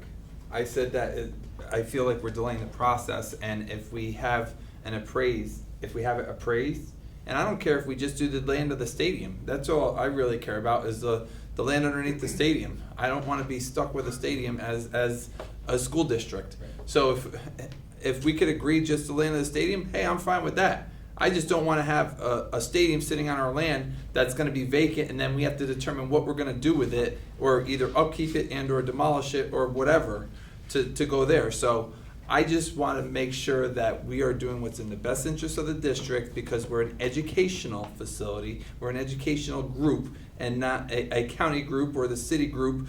And our purpose is to make sure that kids are being educated. Any money that takes away funds from that, I feel is a disservice to making sure the kids are educated. Can we ask them just to appraise the land under the stadium?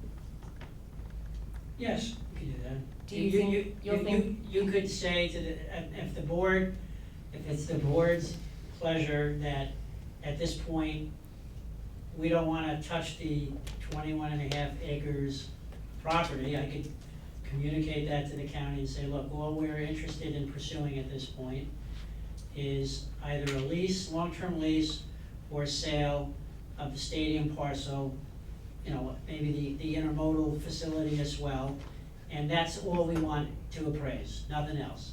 Do you think they'll say no to that? I don't know. I mean, at one point, they were just interested in the 21.5 acres, that was improved by the stadium, then all of a sudden at one point, they then changed that. So, look, I mean, it's a discussion. I won't know unless I communicate that and get a sense from the county attorney whether that would be acceptable or not to the county. I think the county's interest is in trying to get a deal as fairly quickly and as certain as possible. And in order for the board to get there, you're gonna, number one, have to do this appraisal. Number two, negotiate either a fair market price or to sell it. Number three, you're gonna have to get the voters to approve it. And I'm not sure how long that's gonna take. The only time limitation I remind you is that as we speak, we have the lease extension is up in approximately 6 months. There is a clause in the original MOU to, if we're not finished with the process by December 31st, to extend the term for another year upon terms and conditions that are mutually agreeable to both sides. So in the interest of this moving more quickly, I think this is where, and I hear what you're saying, Anthony, just so you know from my perspective, I'm thinking about when we do get our appraisals and we have to make a decision that we will pass on to the voters. I'm not gonna be able, well, I can just say, it will be a roadblock and a delay for me to make a decision if I can't make a comparative analysis of how much that property is worth on its own. What property? The 21 and a half acres. So if we're looking at the 21 and a half acres and we're looking to sell it, because I believe getting the highest market value for that will put the most money in our students, in our schools. They'll go to our education. I'm gonna need to have that in order to make a quick, I'm trying to think into the future. When I have to make that decision, what's gonna make me make a faster decision? And that's having solid numbers, not guessing, not going to long negotiations about like, well, we want more, but saying, this is how much that property is worth. So that's why I'd But like what to I was have that. saying, just pull it off and do this, the intermodal in the stadium. I don't know why we would do that. Yeah, why would we do that? I'm just not following, why would we not appraise all of the acreage? Well, I'm saying to move forward with the stadium aspect with the county, do that piece. Because that's where the relationship is. It's the state, it's the land underneath the stadium and intermodal transportation. Right, but they've expressed interest in the north 21 and a half, correct? That doesn't mean that we have to have the same interests. No, I understand, but. And then if we wouldn't it want to then create pursue. more delays later, if they said, you know what, we want that 21 and a half acres, then we have to go through this all over again, no? That'd be on them. And it would cost more to have it appraised. That'd be on Well, them. Why would it so cost more? ultimately, is there a concern That's that what if come we back ask up. them to do it separately, that they'll say, no, they're not willing to go in on paying for that appraisal, right, for the separate? For the separate 21 and a half acre north and east vacant parcel, that is a concern. I mean, they could say, well, you know what, that's an additional scope that you want, so we would ask that you bear your pro rata share of that. So in other words, there's multiple scopes now. Let's say there's, for argument's sake, there are 5 scopes, right? Lease purchase of the 25 and a half, lease purchase of the 47, and just appraisal of the last 21 and a half. So they might say, we'll go in 60-40 with you. You go 60 and we go 40. Or some, they may, you know, I'm just hypothesizing here, but they may say that if you really would like to know that, because you as a board may want to hold on to that, well, we're not interested in that, so you bear the appropriate expense of that. So I guess the question is, are we willing to do that, right? Can't find out if you don't ask. I mean, I've said this before, and I personally feel like the district, in this situation, the district is the landowner. And in my historical experience, in negotiation with prospective buyers who contact you and with leasers, the power lies with the landowners. And I think we're in a position that we can actually have a bit more resolution in what we want and what we need in order to make this decision, because they've come to us. You know, I don't know if we ask for what we need in order to make a decision and they say that doesn't work for us, we can cross that bridge when we get to it, but. Yeah, the county really wants to get this thing done. I think they'll say, sure, let's do it. Keep you happy and get to the point where we can do a deal. So, it's for the purpose of time, I mean, I guess, is it acceptable that we ask If they say yes, we're fine. If they say no, we just proceed with just the stadium. That's why I put it on unfinished business, so someone can make a motion and then it could be voted on. Did you ask a question? No, I mean, is it acceptable to the board members that, if we ask, right, that that 21, that northeast section is a separate appraisal? If they say no, we just move ahead with the stadium. If they say yes, then we're good, we just get the separate appraisal. I think it's I don't know about that as like a starting, my experience, if you're asking for something, if you're saying you need something as a negotiation, and you say, but if you don't want it, we're fine, you're kind of. I don't necessarily think they they're pretty good with the art of the deal, you know. I mean, I think they almost handed the damn keys to us to begin with. I don't have that much faith in that's going to be how they're gonna respond. I mean, in the end, I can't imagine, I don't know how much appraisals, I can't imagine that adding this, this other condition is going to explode the cost of the appraisals. I don't really know. I mean, personally, I feel like I think we should get the appraisal ourselves, because I think it's a conflict of interest to have the buyer involved. But I think we've come all this way, so let's just get what we can from this. Well, this is kind of a unique piece of property in that you own it, but they own the improvements on 1/3 of it, or a little bit more than 1/3 of it. So it's not your typical, I don't think it's your typical negotiation. I mean, they approached us because they needed either a long-term lease or to buy it because they have their own subtenant there that, you know, they need to reach an agreement with. So I'm just trying to get a sense of what my instructions are, if there's some kind of consensus here. I just don't. James, we could spin it a different way. Tell them that we're comfortable with the stadium getting the appraisal for just that land. If they want to buy the other one, they're gonna have to agree to pay for half the appraisal for that. I honestly, I just don't understand why we wouldn't add the 21.5 while we have the appraisers out there. So all the different, all these different versions that we're coming up with, it doesn't make sense to me. So, but if we just could put it to an unfinished business, I can make a motion, and we put that to a vote if we don't wanna do it. We're gonna have to make some type of motion as to how we want our attorney to proceed. Because I don't know, and so here's the other issue, we have 3 board members out and you need 5 to pass anything. So we need a consensus. Yes. Yeah. Well then, because of that, we should just keep it as simple as possible, without a lot of contingencies, right? So just ask them to appraise the land separately. Appraise that, just throw in that they're gonna, I mean, if you get the separate appraisal, and I believe that there is a strong case for this, because it all depends upon how you read the stadium itself. Is that an improvement that adds to the value of it? Or is it something that detracts from the value of it because some other user would have to take it down and bear the demolition and whatever other removal costs there were?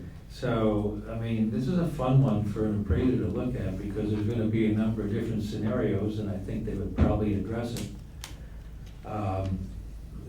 to come up with a legitimate answer, because, as you say, it's an unusual situation. It's a horse of a different color. So to get to a deal, I think we need to ask them to do that. The appraisal should cover that separate 21.5 acres, so we can find out what we need to know. Then they'll know too. I mean, it would cover it if we did a per acre appraisal. No, I disagree.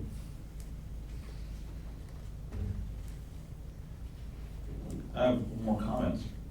So paragraph number 6 says blank days following the execution of the MOU. And then there's blank days following retention. I guess they're blank because their dates are not filled in yet, they're not negotiated yet. Yes, we don't even have an execution date for the MOU, so we're not even sure. And the question is, you know, I think that's really to be determined, but that all has to be filled in before this is signed. So I would, my anticipation was we would come to that, have that discussion, you know, once we had a general agreement as to the principles expressed in the language, but, you know, I think that's gonna get pushed back a little bit more. So with those blanks, I mean, this draft is not ready for signature. No. Okay, so No, it's not. we're gonna be deliberating this a couple more rounds, I guess. Maybe hopefully one round. There'll be more rounds, right? Because it's blank. It's gonna be going on until we come to a consensus. True. So my comment also with the execution. That was perfect timing. Sorry. So my other comment, execution of the MOU, number of days, I mean, like you said, we don't know when it's gonna be executed, the RFP. My comment was, can we base the number of days based on a satisfactory close of the RFP and not on the execution of the MOU? Because we don't know what delays would happen, and then we have to decide the next day before midnight. That doesn't seem reasonable. Yes, we could certainly do that. I mean, the selection process in the RFP isn't, that's, all the timetable is still to be determined. Releasing the RFP, the closing date for questions, a pre-RFP meeting, Yeah, physical inspection, there are gonna be land documents that have to be reviewed. There may be an award, there may be,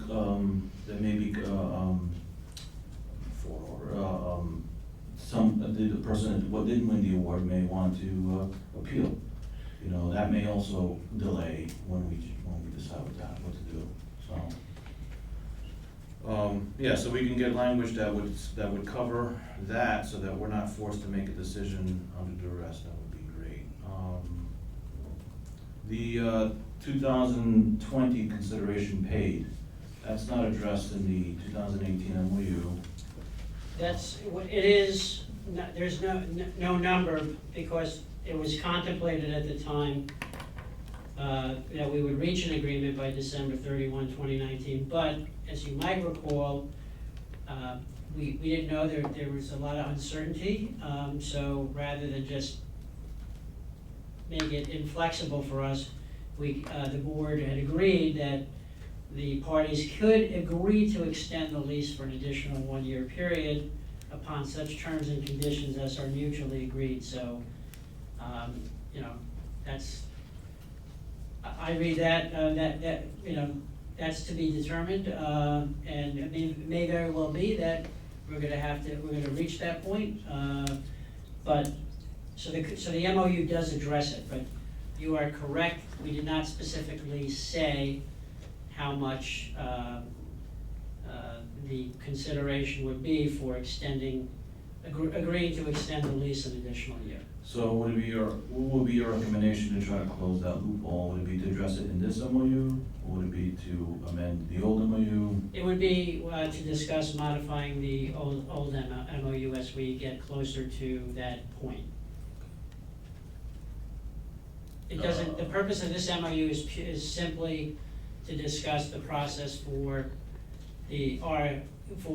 coming to an agreement on just an appraisal and how we're gonna get there, and then into negotiations for a sale or a long-term lease. It was not, this purpose of this MOU was not to address what happens if the county just wants to extend the lease by another year, just so that we could continue these discussions. So it would be addressed at the old MOU or some amendment to that. So the old MOU doesn't have a reopener clause. The only way it would be reopened is if both parties agree. Yes. So should we, if both parties agree in the new MOU to reopen the old MOU, if it goes into 2020, would that cover it? I don't know, I don't know if you wanna, we could certainly discuss putting that in, but that's just yet another clause that's gonna have to get negotiated, and that may cause the second MOU negotiations to continue to lag and be drawn out. So you're. My recommendation would be to, as we get closer to December 31, 2019, sometime perhaps in the fall, if we find that this process is still bogged down, and look, the RFP, even if you sign an MOU on the appraisal process, it may take a while for us to get to the point where we have an appraisal and we begin negotiations. So I would think probably in the fall, maybe in September or even October, if we feel that we're not much further along, and we may not be, we would then open up a discussion with the county about what the terms and conditions would be for an additional year on the lease. So if 1 October comes and the county says, no, we do not want to reopen that MOU, what are our recourses? I would find that, I don't think the county's gonna be in that position, and the reason I say that is that they've already made decisions to fund improvements to the property. So I think at that point, you know, look, they can always say no, but I think it's more likely that we will end up, it'll be up, and it'll ask us to extend it for another year. But the MOU, the 2018 MOU doesn't say anything about, all it says is extend for at least a year, and that it's contingent upon them getting a lease with the Renegades. Then we will negotiate a sale or lease of that property, whichever comes first. So what if none of them come first? And the county says, no, it doesn't say we have to pay you anything in 2020. We'll just sit on it until the appraiser comes in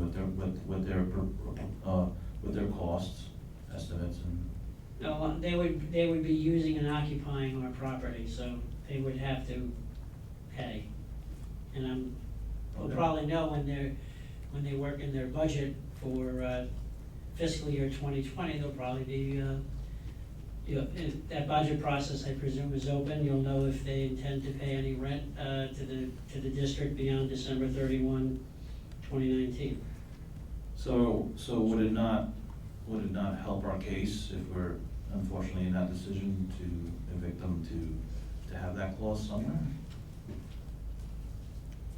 This MOU is for the appraisal. I think that's what he stated before. The other one is for the extension and so forth. We're trying to get through this one and we're introducing another, the old one that we already abide references to. the old one, doesn't it? It does. So maybe you don't want to reference it? In my opinion, the clause is, in the old MOU is that if they want, the parties have the right to extend the lease for an additional 1-year period upon such terms and conditions as are mutually agreed.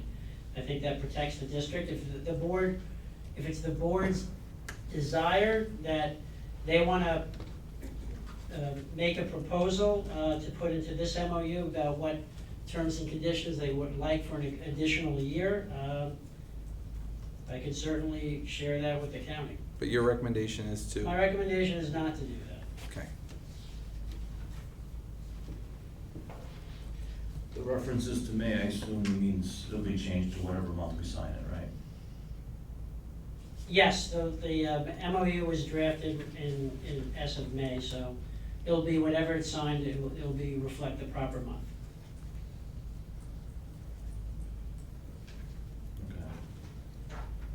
So other than the clause 1, or I think we're looking for not just the lease value, but also the sale value, so that I think that should be an and then we've deliberated over number 4 or number 6 already, so those are all my comments. Any other comments, James? Alyssa? No. Correct. Well, we're gonna take it up later? It's in unfinished business. I put it on so someone can make motion and then they could vote on something. Okay, we do have other items on the agenda, so we've had a good discussion with the attorney. So I'm thinking that we should wind up with a definite decision that we want to ask the county for appraisal that gives us a valuation on that North 21. That's the key thing. And move on with this. So no other comments? Not at the moment, because Okay. we have other things to deal with too. Laura? No. Thank you, Dan. We're gonna vote, we're gonna make a motion. If 2 people vote no on something, or it doesn't pass with 5, we're gonna be right back here for the next board meeting, so. Okay. It's gonna be hard to have a direction.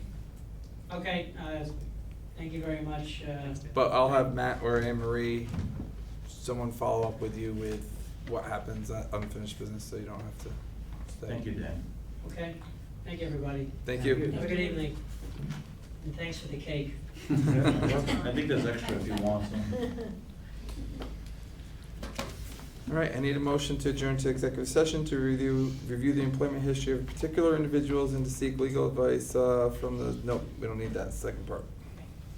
So moved. Second. Comments or questions? All those in favor? Aye. Opposed? Motion carried 6-0. Should be pretty brief. We're gonna skip tonight? No. No. Just kidding.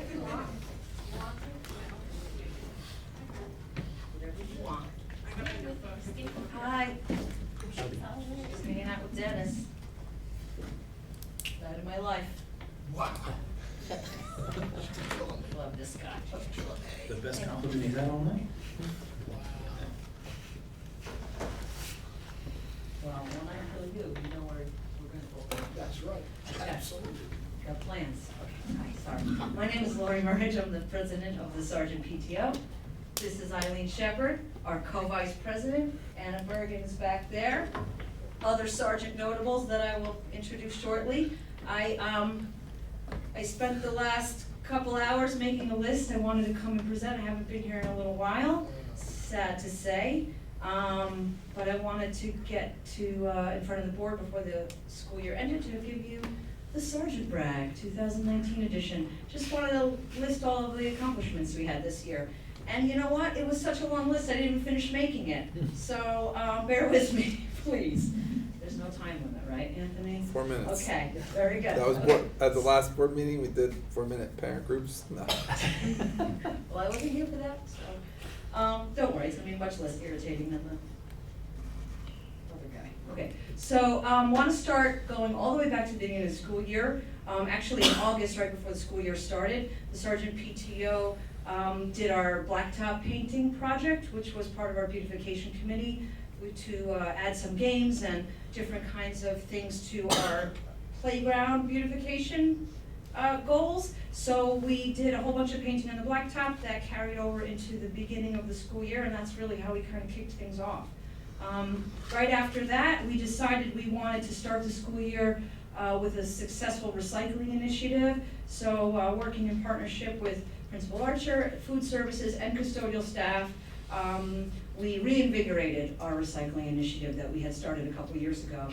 We're sorting in the cafeteria, and special thanks to Karen Pagano, as always, for being especially proactive. She worked with us to problem solve how to begin using the reusable trays, the plastic washable trays, and also reusable silverware. So those things kicked off at Sargent, and it was really a collaboration between everybody in the building and the parents. PTO volunteers manned the cafeteria during lunch hours for the first couple weeks, and then came back in subsequent weeks as needed, as the kids needed a bit of a refresher.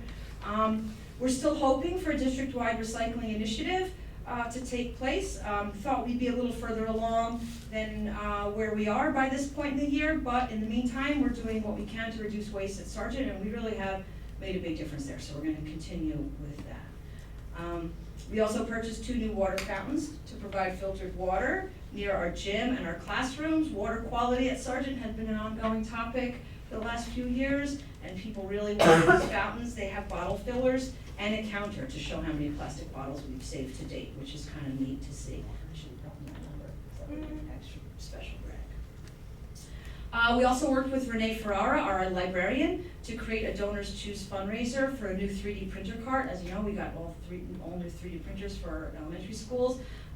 This was, I don't know if you're familiar with Donors Choose, it's a website where teachers can basically put up campaigns and have the community or anybody, even outside of the community, donate, and we raised the money needed in less than 2 days for our printer cart. So our Sargent community really is stepping it up.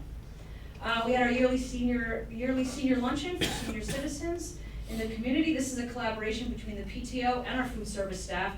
They prepare a beautiful Thanksgiving meal for our guests who come from the local senior centers. This event is organized by our wonderful second grade teacher, Miss King, who's amazing. With partnership of the PTO, we help pay for the food. Food Services prepares it. And this year, the seniors got a special treat. Our new music teacher, Mr. Edsforth, played some sweet piano tunes while everybody enjoyed the meal. It was really quite nice, actually. Also, the PTO worked with our PE teachers to fundraise for a beautification project in the gymnasium. We then organized work crews and paid for materials to paint the Sargent gym over the Christmas break. It was a pretty gigantic job, painting the entire gym, but we completed it in 3 days with the help of about 15 volunteers, including our awesome, shout out Anthony, including our awesome PE teachers, Mike Carafano and Brianna Tobin. We also had our annual Trivia Star Trivia Night. Maybe some of you were there at the Hudson Valley Brewery. We raised just under $3,000 that night. We put that money toward the hiring of Joe Pimentel to paint a mural in our downstairs hallway. That hallway contains our cafeteria, our library, and our gym. Joe painted about 50% of the length of the hallway, and we plan to hire him back next school year to finish the project. We also created a community wish tree to purchase books for the entire school on behalf of the Literacy Committee. This was another really successful crowdsourcing fundraiser where Sargent families really stepped up. These have been really successful for us. I feel like collaborating with teachers and the community gets everybody kind of a little bit more invested in the projects we do and gives them a goal to fundraise toward, which I think is really helpful to parents when they see, where their money is going. And they've just really stepped it up, and it's been great. Of course, we sponsored several field trips and assemblies. Just a few: Legoland Discovery Center, first grade field trip to Stony Kill Farm, field trip to Boscobel, Bodewin Park. We participated in a few projects with the PTO Collaborative. We funded the performance of The Wizard of Oz at Beacon High School. All elementary students got bused here to the high school for that. The PTO Collaborative also has worked together. This was our second annual 5th grade ice cream social. It's not a dance, it's an ice cream social, where all district 5th graders get a chance to mingle before they move on to Rombout. It's been a good event and gotten the schools together to kind of give a nice send-off to our 5th graders. We also funded several assemblies, of course. We invited Gwen Laster's string quartet to come and play for the students, which they loved. We hosted a mad science presentation, and we had the Dutchess County Division of Solid Waste come and do a recycling and sustainability presentation. This was in the beginning of the year as we kicked off our recycling initiative. We had our annual staff appreciation luncheon. That was last month. The PTO sponsors this each year to give thanks to our staff. We also hosted 4 family fun nights this year, which are fantastic community builders. For our families, we make it a point to provide an affordable dinner and a night of fun for both kids and their parents, because if parents don't want to go, the kids don't ever get there. So we try to make it fun for them too. We hosted our Halloween trunk or treat, our explosive Club Sargent dance party, right? Rock and roll bingo, which featured the reunion of our live band, the Sgt. Peppers. There was a special edition of a song parody by our very own pre-K teacher, Mr. Dom. You'll have to ask him about that personally. And just last Friday was Camp Sargent, which was sort of a perfect event, barbecue event in our playground. It was just a beautiful evening, and it was really well attended. It was great. The PTO awarded 2 scholarships for $750 each to 2 graduating seniors who attended Sargent Elementary School. We had several applicants the last 2 years, and it was a challenge to choose the winners, as all the applicants are, of course, worthy, hardworking young people. I don't have the name of the scholarship winners, unfortunately, in front of me, so my apologies there. But shout out to our 2 wonderful winners, and congratulations. Sorry, I don't have more specific details there. We had it be anonymous, and then turns out I didn't write down the names. My bad. So, and we just collaborated with our PE teachers to put on a fantastic field day. That was last week.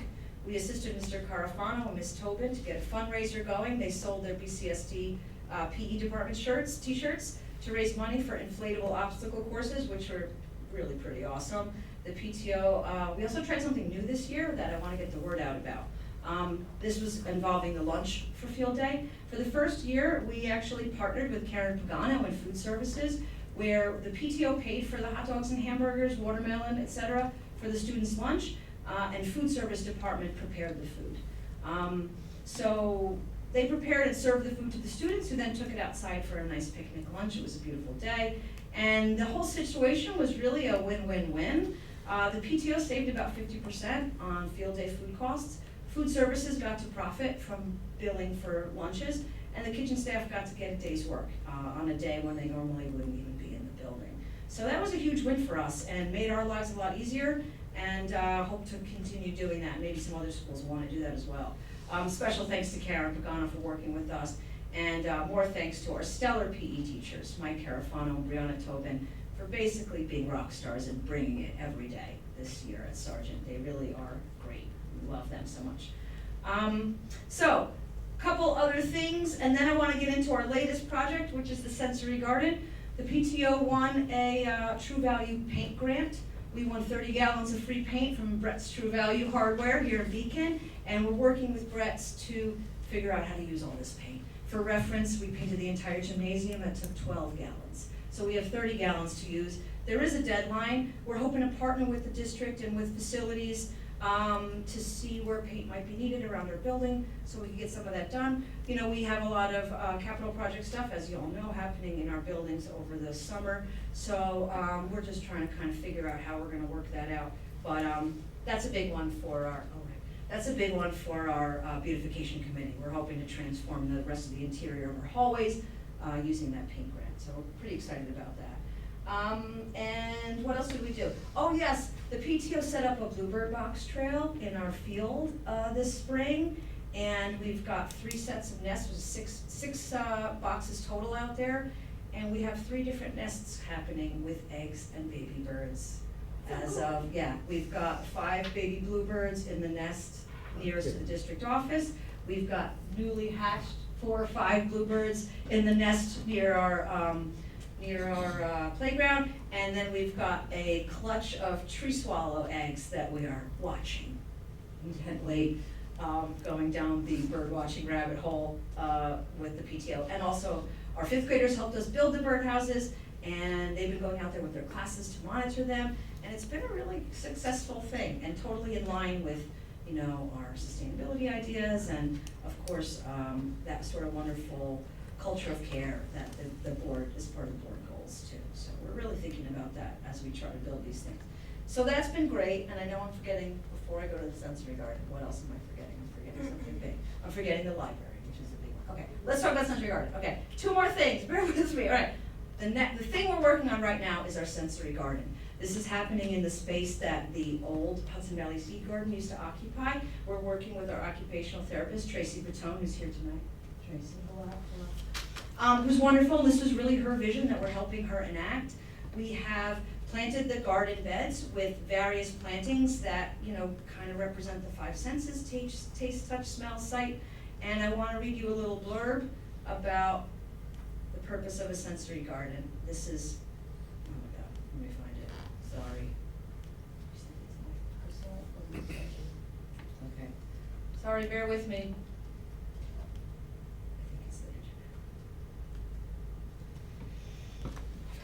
I've got it right here. Okay. A sensory garden is a garden environment that is designed with the purpose of stimulating the senses. This stimulation occurs courtesy of plants and the use of materials that engage one's senses of sight, smell, touch, taste, and sound. These types of gardens are beneficial to both children and adults. While in the garden, they are encouraged to touch, smell, taste, and generally interact with the environment around them. A sensory garden is a wonderful way for children to explore their senses and learn about the environment. Kids who have sensory processing disorders tend to have extreme reactions to sensory stimulation in that they are either stimulated too much or too little. A sensory garden can be therapeutic for students that may experience behavioral or sensory difficulties.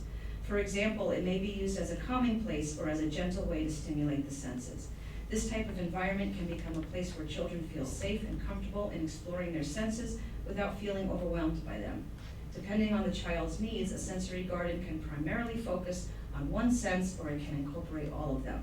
For children who are hyperreactive to stimuli, the sensory garden can provide a relaxing environment, and for children who tend to be underreactive to stimuli, the garden is a great way to stimulate the senses. Finally, for all students, a sensory garden is beneficial in that it is a fun educational tool that allows them to explore and learn about their senses and nature. While in the garden, they are encouraged to touch, smell, taste, and generally interact with the environment around them. So that's going to get done this summer. So we're really excited to have that in place for the start of the school year. Not just for Tracy's occupational therapy students, but for all the students at Sargent, and can be a place for any student to visit and participate in. So we've got a few things that will be collaborative that will happen in the garden amongst all the students in the building. So we're really, really excited about that. And then the last thing I wanted to bring up was our library makeover. This is something that has been in the works for a couple of years. Sargent parent Paula King, she's the co-owner of Rex Hill Furniture here in Beacon. She's also an interior designer, put together a really nice proposal for us to revamp our library at Sargent. This has been kind of a pet project of hers as an interior designer. She just felt that our library has needed quite a bit of love, and this is the third year that we've been talking about it, and we're finally trying to move forward with these plans. They have offered, Rex Hill Furniture has offered to provide free labor to build us a custom circulation desk, a real circulation desk for our library. This is something that has a $10,000 plus value that they're offering to us for free. The PTO will pay for the materials. So that's really exciting. We're going to be doing some muraling in there and rearranging furniture and things like that. We would really love district support on it. We would love to see, if any of you want to come by and see what we're trying to do, and help partner with us to find ways to kind of achieve these goals. The other idea that we have out, that I've put out there already, I know that in talking about future capital projects, you have all put in requests to principals to talk about playground improvements, maybe new equipment. One thing, I already proposed it to Principal Archer and to the head of facilities regarding a nature playground at Sargent. I think it goes hand in hand with our sustainability ideas and this sort of connection to nature that we're building on the Sargent campus. We have some trees that need to come down because they're at their end of life. And I have proposed doing something similar to what the We Play project did in Memorial Park here in Beacon, where you're using the downed trees to create play structures for the kids. It's like a fraction of the cost of new playground equipment, and it really provides an imaginative type of play that you don't necessarily get with plastic and metal equipment. So that's something that we also would love to get some district support on. If you want, I can send you some visual aids and just kind of give you some visuals as to all the ideas we have going. But you'll be hearing from us as we move forward with some of these ideas and seek your support for those. So I think that's it. Is that it? Could that possibly be it? All right, can't stop winning. Oh, we also raised $34,000 this year. Very good. Thank you. Thank you, guys. Thank you. Can we get visual aids? I can send you some JPEG attachments in an email. I'd like to see that. How about that? Yeah, I will. I'll send it to the board. Thanks. Any other parent groups? All right, open to the public. Dennis, you signed up. Dennis, just so you know, open to the public isn't as lengthy as parent groups, just so you know. Okay, he didn't accomplish as There's a much board as me, comment so of it's 4 fine. minutes. No. I don't have that much to say. Oh, I just have a few things. Just three things, just three quick comments. Dennis Pavlak, Beacon resident. My comments need no reply, just so you know.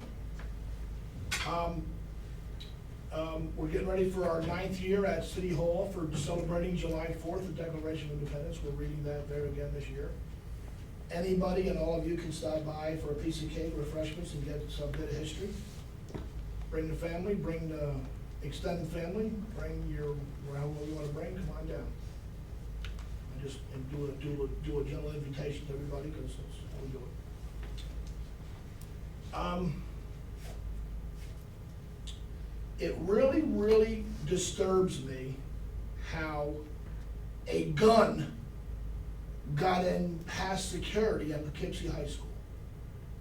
I had the paper, but I mistakenly threw it out. I threw it in the garbage. I threw it out, but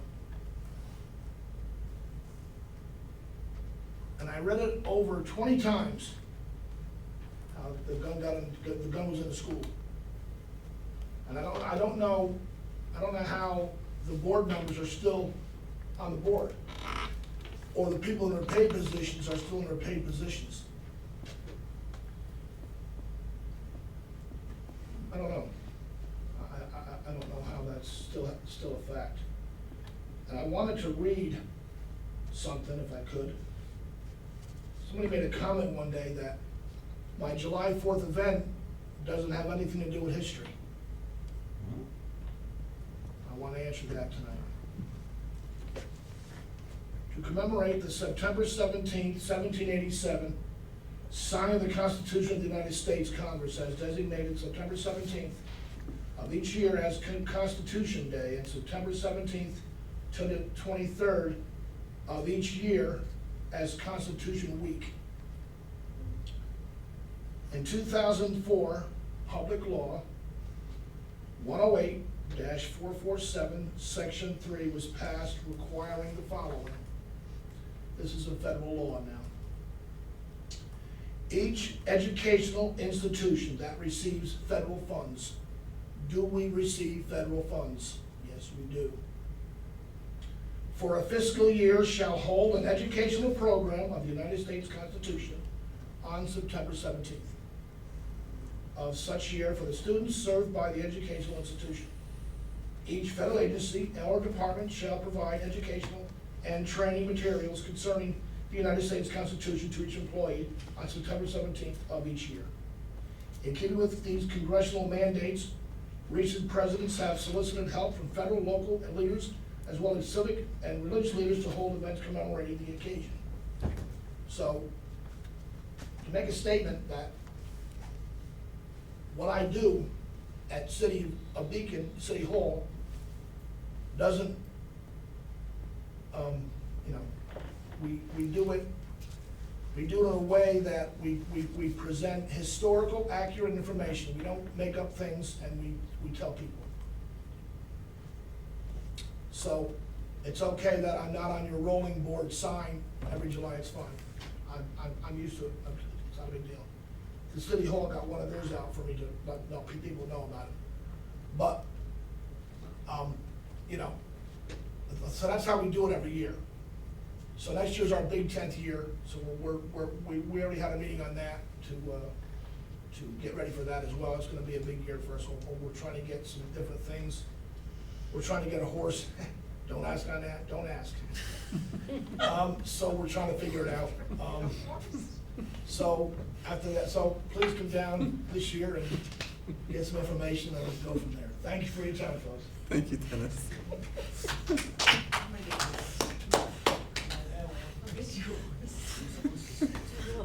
That always makes me smile.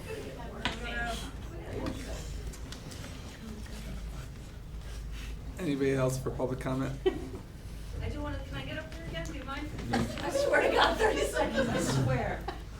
Okay, this is just, no, I just want to prove that Maureen McGordy is the brains behind the operation at Sargent, because she just sent me the names of our Sargent PTO scholarship winners, Joseph DeCandia and Jillian Jackson Warner. Congratulations to both of them. Thanks. All right, any others? All right, seeing none, we're gonna go to superintendent's report.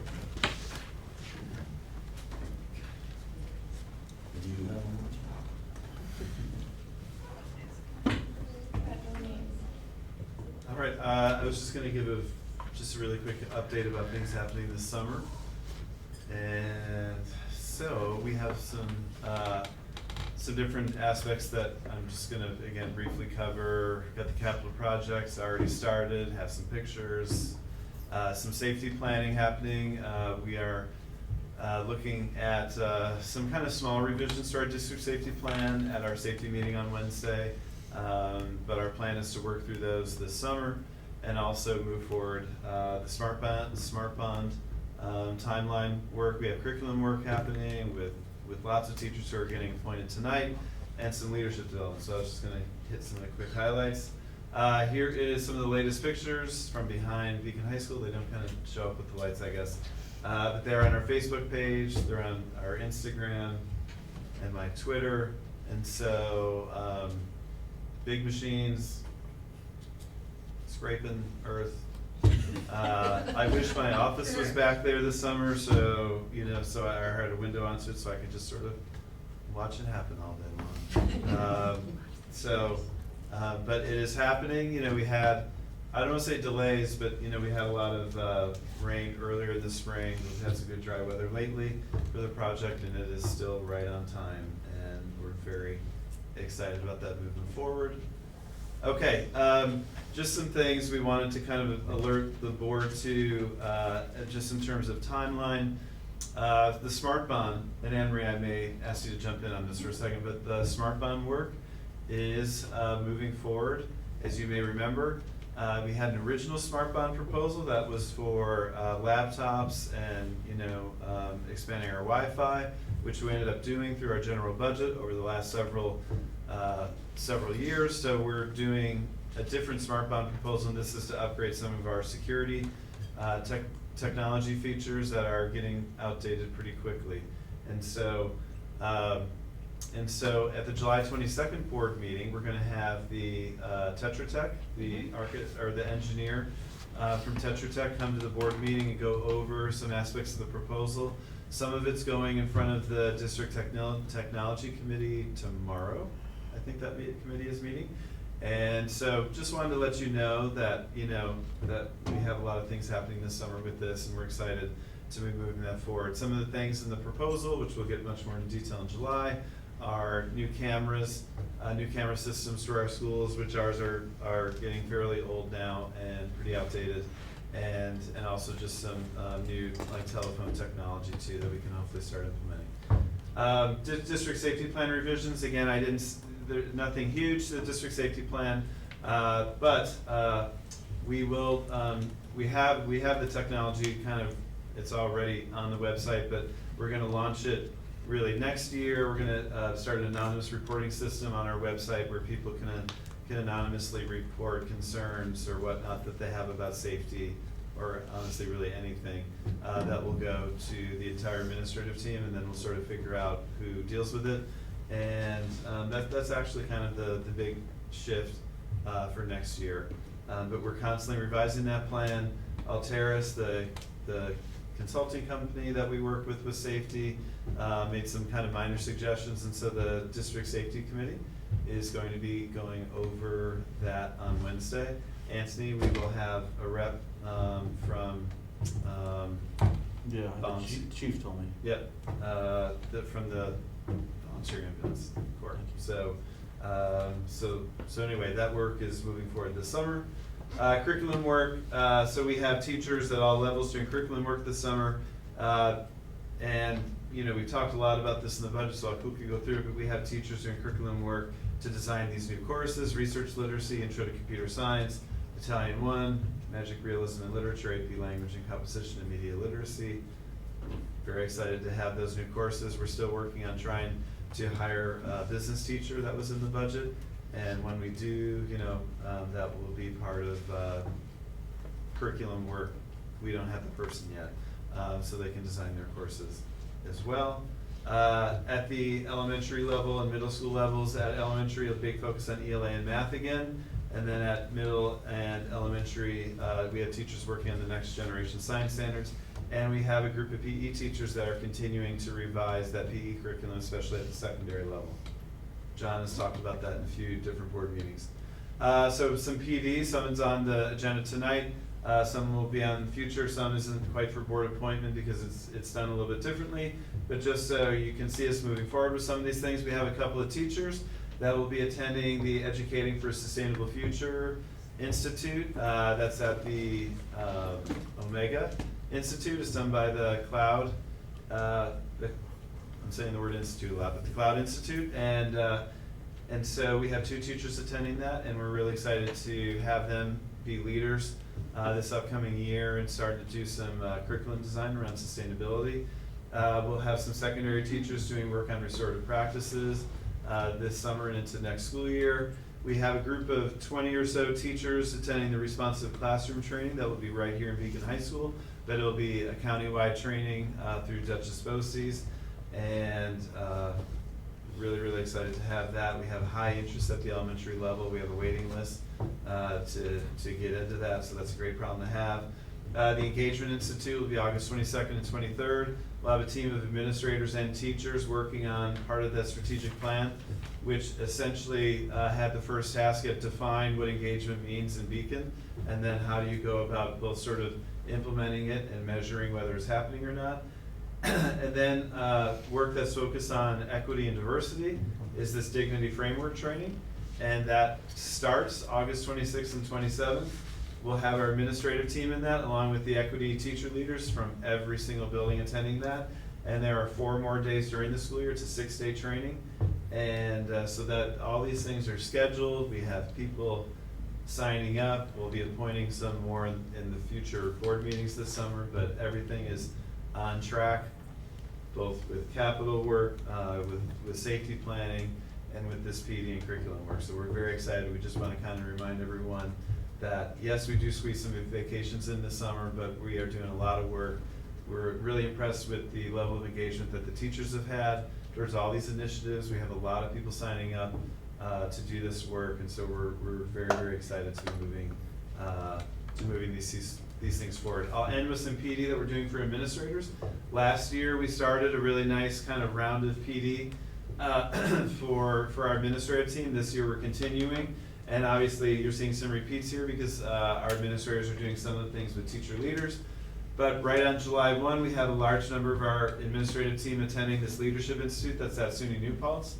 Dr. Javon Hunter, who worked with several of our teachers this year through BOCES, he is an expert in culturally responsive teaching. He teaches at SUNY Buffalo, and he will be leading about half of that day. And then there's some sort of principal leadership experts that are doing the other half. But we're very excited to be sending a large team of our administrators. We have almost our entire administrative team attending the Diversity Symposium of Thought Leaders, which is in Ithaca, New York on July 28th and 29th. There's a wide range of speakers for those 2 days that will be focused on equity, diversity, issues in schools, and it's I think it should be a really thought-provoking and challenging conference. So we're excited about that. Again, we'll have administrators participating in these things I just talked about. Then on August 28th, we kind of put it all together with our leadership team to get ready for the school year in terms of just focusing on, all of this work, trying to tie it together, trying to find ways to message it with our communities. Our schools are going to be starting building leadership teams next year. That's not on any of these slides, but these building leadership teams will have 3 teachers, but also some parents and community members. That'll meet on a probably, I don't want to say monthly because there's probably a month or 2 that won't happen, but they'll have 6 to 7 meetings a year in which they'll be looking at aspects of the strategic plan and trying to find ways that the school can implement things that moves the strategic plan forward. So you can see a lot of work happening this summer. We're very, very excited to get going on some of these PD things because some have been in the works for quite a long time now. But engagement level's high already. We're really excited to get moving on these things, and we think it will prepare us to have an awesome school year next year. Back to the field, I said the field's on track. Our goal is to have it ready for the first round of practices for our fall sports teams in August. And so hopefully everything keeps chugging along. So that's my report tonight. Again, really excited about the summer. Thanks to the Sargent folks for your work really dovetails nicely, and in many ways you're leading the district with some of the strategic planning work that we're doing, and so thanks for your leadership with that, and thanks to the board for making a lot of this happen. I think it goes without, I shouldn't say goes without saying, but it should be repeated, that we are in the sort of somewhere between doubling and tripling our PD budget for this upcoming year. So a lot of it's happening in the summer. I'm a big believer that summertime, although I totally get people needing their downtime, I need it too, but summertime is a great time because you're a little bit more in a reflective mode, and so a lot of our teachers and administrators will be joining us on these PD things. We can't wait to update you as they go. So thanks. I have a question. Yeah. Thank you for the presentation. I had a question about the STEM curriculum. I know last year we hired a teacher who was also a chemical engineer, and then there was also some STEM updates that came from the state. How are we doing in developing that? Which aspect? Well, I mean, I thought we were, like, you know, we have to do some modifications to meet the state requirements, but also, we had an engineer in our midst to do more than what the state required, I thought. We have, one thing I didn't mention on these slides, we have our teacher all ready to go with Project Lead the Way. I'm gonna invite Eric to come up. So we have a teacher signed up to do the Project Lead the Way training to get that computer science coursework moving. I'm not totally sure what you're referring to though in terms of the teacher. Last spring, we had a consultant from BOCES come in to work with our middle school team, and they began revising their curriculum to be in line with the new standards, the new New York State science standards. That person actually came in last week to meet with our middle school team again, and she expressed how excited she was to see that we're well ahead of the process. The standards don't actually really go into effect for another year and a half. So we've already, we're at the stage where we've created at least a unit in each of our middle school grades, science grades, and we're moving towards creating additional curriculum. Good to hear. In terms of our elementaries, for our elementary teachers, we started with grades 3 through 5. We're working with TEQ. We created a unit in each of those grades as well. We're planning on doing some more work over the summer, and so on the board agenda, you'll see that we have some curriculum time dedicated for teachers to come back together. Thank you. And the Lego First League is still only at JV Forest, or? Yes, unfortunately, at the moment, it's still only at JV Forrestal. We've actually tried to see if other schools would be interested.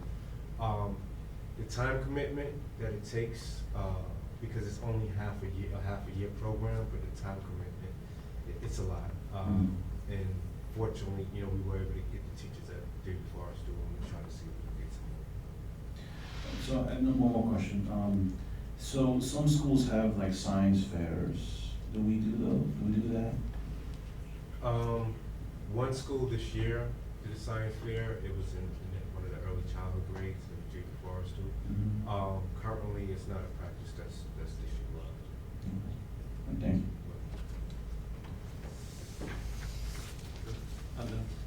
What about we're gonna announce?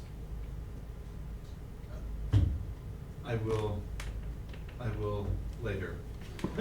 Because I'm gonna blank on one of the names, I'm gonna need to look it up, and I apologize, but we do have two student advisors to the board that we will, I'm gonna say their names when I open my laptop back up. I can say one, and I don't wanna mess up the other person's name, but we're really excited. And so I will find an opportunity. I didn't mean to put you on the spot, I just was reminding you. All right, so let's move to committee reports. Craig? Well, neither Michael or Kristen are here tonight to talk about facilities and operations, but the committee's work continues to go on, but I think it's been addressed tonight how we're making progress on the current capital program on the turf field. That's good to hear and good to see. But beyond that, there's been some additional work that has been launched in what they call the second shift, the later part of the day after students are out of the building, in certain areas where it's possible to get a head start on certain items, and I think that's good planning. I know that Mr. D'Amato is pleased with our management group, UW Marks, and their personnel in overseeing the project as construction managers. So everything so far seems to be looking pretty good, and if there's anything that should be added, I would leave that to Mrs. Corderoni, who's keeping an eye on stuff as well. So we're pretty happy so far. There's some discussion going on about other sustainability issues that we might want to take a look at. That is a subject area that's coming to be addressed more and more. There's the forthcoming capital program, the one that's in the early stages of being thought of. And not much is happening on that as yet because we're very busy with the one that we're currently running, but we're going to be starting to look at the outlines of that fairly soon. So I'll leave it at that. I do have some proposals from the Public Relations Advocacy and Legislative Committee, which also has discussed several items that are before the legislature. So if we could find a spot for that under new business, I could read them off, or what would be your pleasure on that? How should we handle? You want to add it to tonight's agenda? Yeah, but because I think the legislature is going to be wrapping up pretty soon, and I think it's fairly cut and dried, so probably shouldn't take too long. Yeah, right after unfinished business, you can add it. Okay. Beyond that, I wanted to say I really appreciated a retiring teacher, Bill Trusello's swan song letter. I thought that was very valuable. He said there's a change in the district that he's seen, and he's a guy who's been here for a long time. He said we've moved from a can't-do perspective to a can-do perspective. I thought that was an excellent observation, and I'm glad he made it. But he cautioned that although we've made a lot of progress, we have a lot left to do. I agree with that as well. And finally, I got to see the Calico Ball.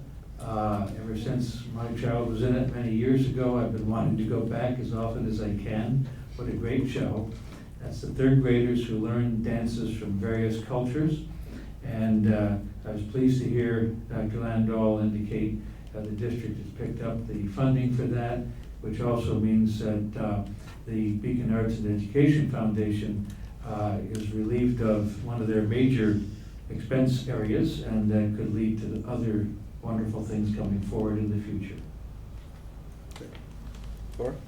I do want to second what Craig said about us taking up funding for the Calico Ball. I think that's amazing and something that we probably should have done a long time ago. And I'm glad that we're doing it and that we can. We had our last Wellness Committee meeting of the year this month, and we discussed a lot of things that have been happening throughout the year, including some professional development for food service people in our district, doing things including making more scratch recipes with more plant-based ingredients, and then things that we could do for the coming year, such as making sure that all obstacles to applying for free and reduced lunch are removed for children who are eligible for it and children who need it.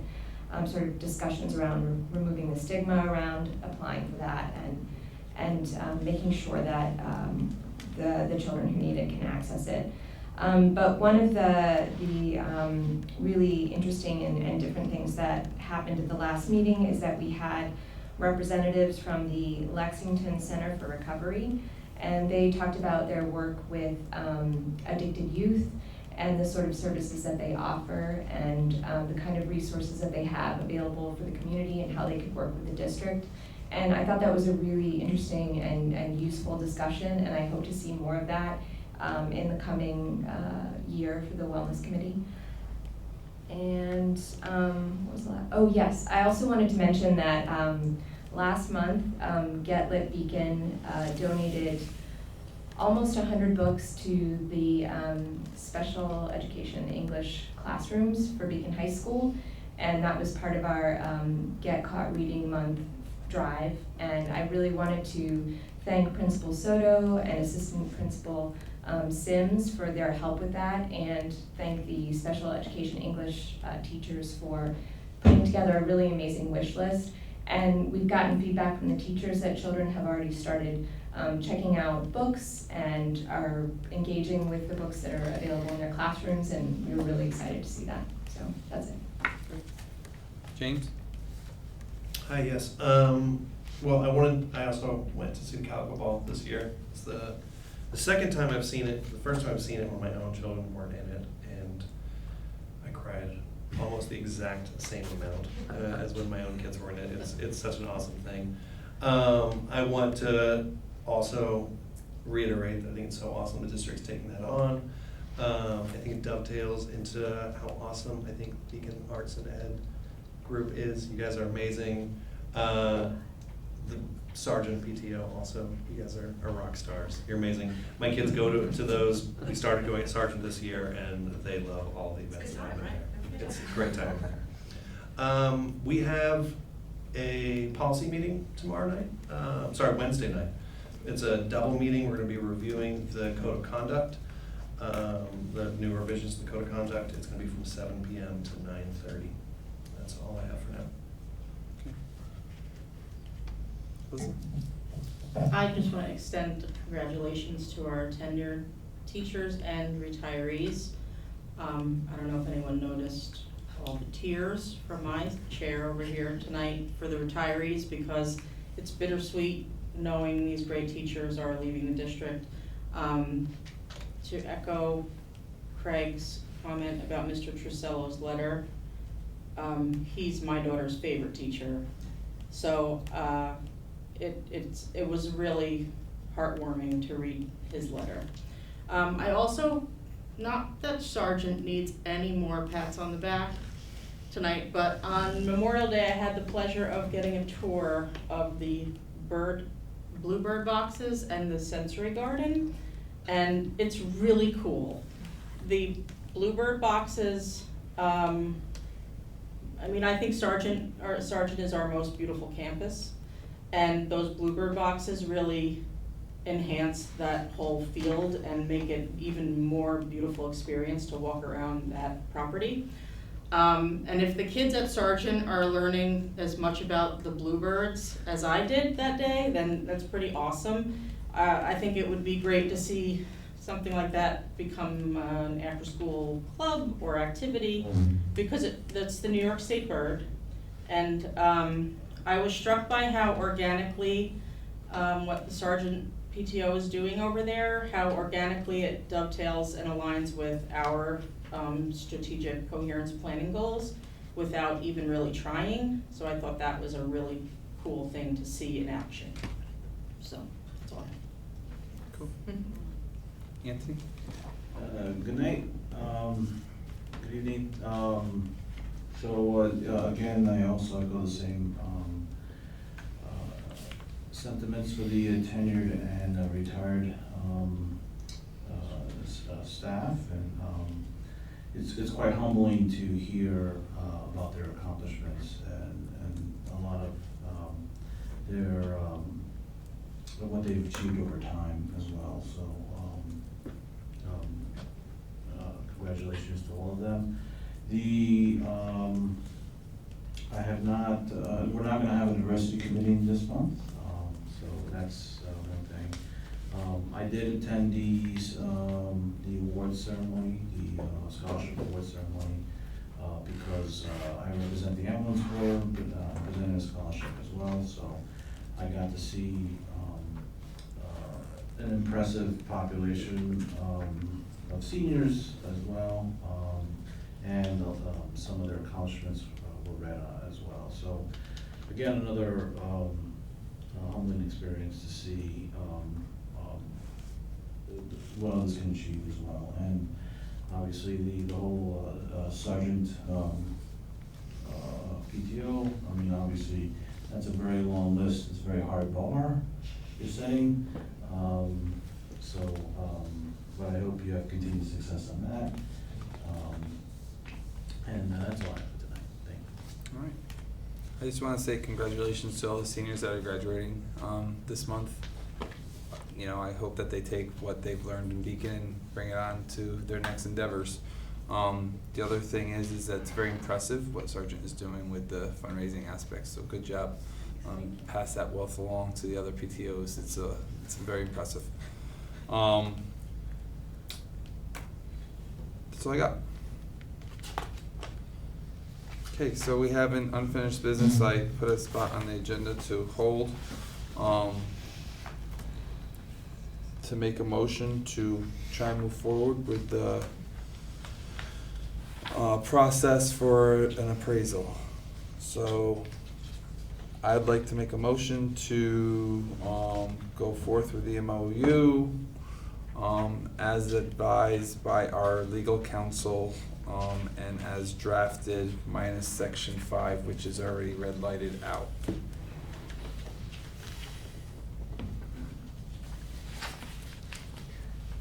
Maybe you'd like to make an alternative motion to address the issues that a number of us have spoken about tonight? What do you Well, think? I have a right to make a motion, whether it gets seconded or not depends, but I'm making a motion to approve the MOU as revised by our legal, and presented and shared with the board as prior to the discussion. I have a question about procedure. If your motion fails or does not get a second, is this topic still on the table to make another motion? You can make other motions on the same topic, but it can't be the same motion. So if it's not as written, if we make a different motion as amended, that'd be different? Well, you wouldn't be amending the original motion, you would make a new motion. Amending the, Making a new motion. You would a new motion to amend what we received from our attorney. You can make, so, Would that be appropriate? yeah, state what you would want amended. Okay. Thank you. Yep. You just can't have the same motion brought up twice, so if a motion fails, then it can't be brought up until the next board meeting, so. Alright? Alright, so I'm not hearing a second, so that motion's off the table. Okay.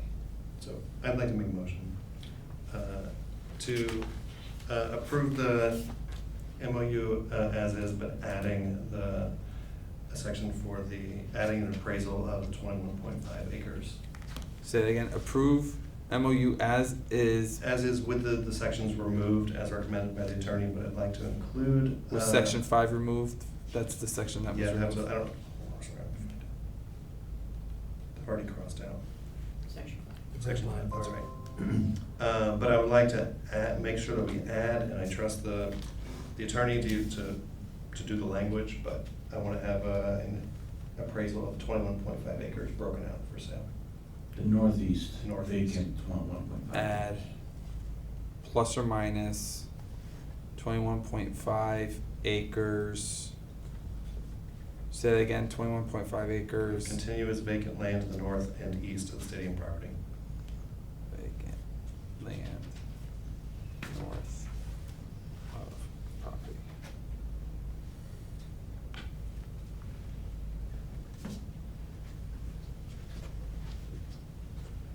I think that's fairly clear, I would second that. Comments or questions? I noted some editorial suggestions as well. Would you include that as can I make an amendment to that, your motion?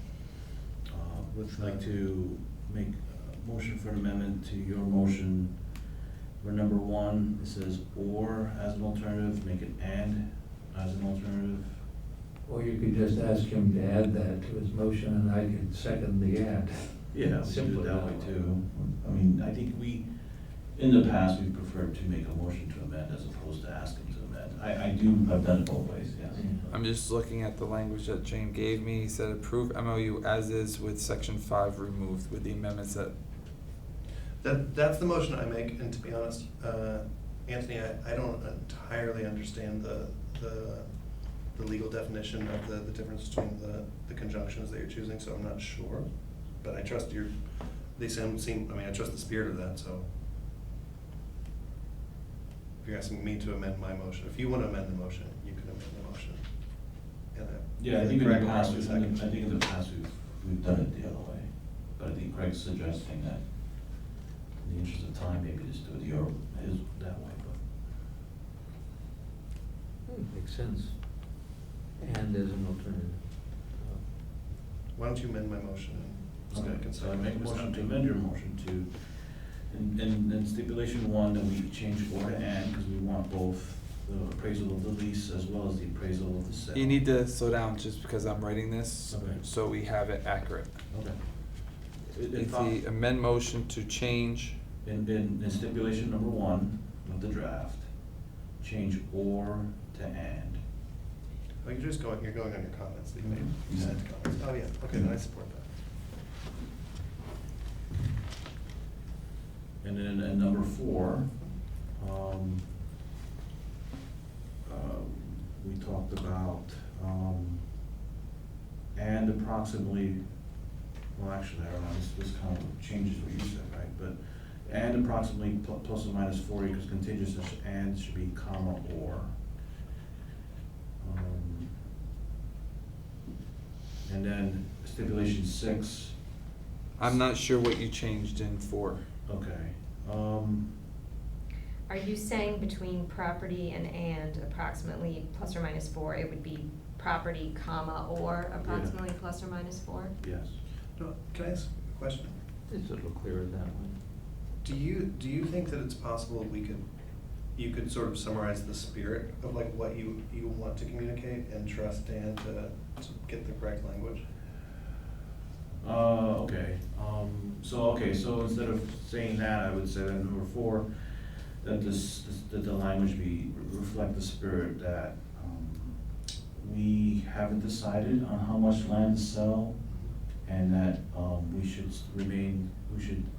leave the options open that we either sell the stadium by itself, we sell the contiguous land that's vacant, and or we sell the intermodal facility. And I think that's what Dan was saying tonight. Yeah. That was the language. Because I think we're all in agreement with that aspect, Anthony. Sure. Okay, but I And think- that's what he was describing tonight, was that's what the language was stating. I think he suggested he could add an extra comma here. And He all sent that an stuff. extra comment after property. Right. Yeah. So like I said, the spirit of that is to make sure he does that. So I don't think there's a problem with that part of the motion. And stipulation number 6, we talked about the number of days following the execution of this MOU. Instead of execution of this MOU, would be satisfactory close of the RFP. That would be performed by the county using BidNet Direct. That's also in my comments that I emailed you. Say that again? So instead of saying, the party shall choose, what the sentence says now is the party shall choose an appraiser for retention within blank days following the execution of the MOU. Instead of saying the execution of MOU, because we don't know when the RFP is going to be will be finished. Try not to give me the rationale, just try and give me the language that you're looking to Okay. adjust. Can I ask a process question? If we pass my motion to add the appraisal to 21.5, give or take, acres, can Anthony then pass another motion to amend some of this language so we can separate those two into two separate Has motions? to be, well, his motion, because he made a motion to amend your motion, has to be voted on first, and then if your motion gets, if his passes, then yours would change to include his. If his doesn't pass, it would just be yours. Got you, okay. Yeah, I mean, I think Dan said that that's actually pretty reasonable to change execution of this MOU to satisfactory close of the RFP performed by the county using BidNet, or some other recommended language that the attorney would like to substitute. I need something to write down. Okay, satisfactory close of the RFP that will be performed by the county using BidNet Direct.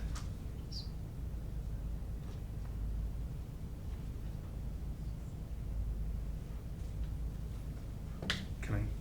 Yeah, it's Craig's, so on his behalf, That's you what can have. Anthony sent around in the email.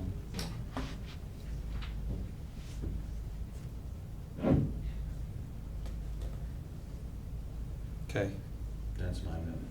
That's my motion. Does the amendment have a second? Seconded. Comments or questions about the amendment?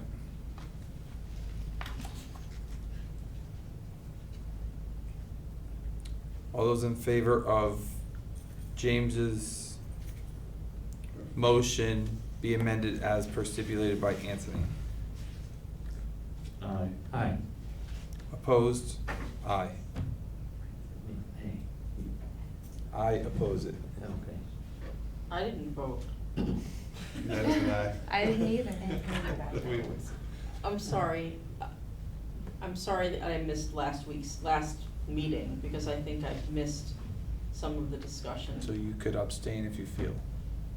Can I do Well, that? maybe we bring that to discussion, just to make a comment about this. Well, no, we had opportunity for discussion, and then it was the vote. So the opportunity for the discussion happened, and now we're at the point where there was a vote. Right.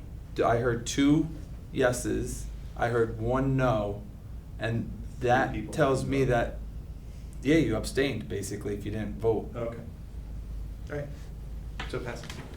So it doesn't pass, because you need a quorum of 5 to pass. Right. So it was 2 yeses, 1 no, 3 abstentions. So we're back to the main motion. So now it's back to the motion that James originally made, which is to approve the MOU as is with section 5 removed, add plus or minus 21.5 acres vacant land north of the property. Now, the question I have, James, is where is that added?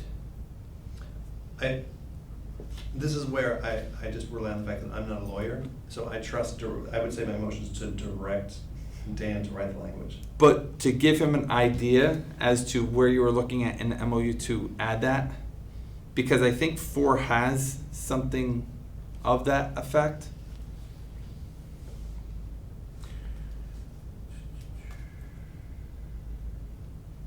I think you're looking for stipulation 1 to add that there. Yeah, I was gonna say number 1, because it says,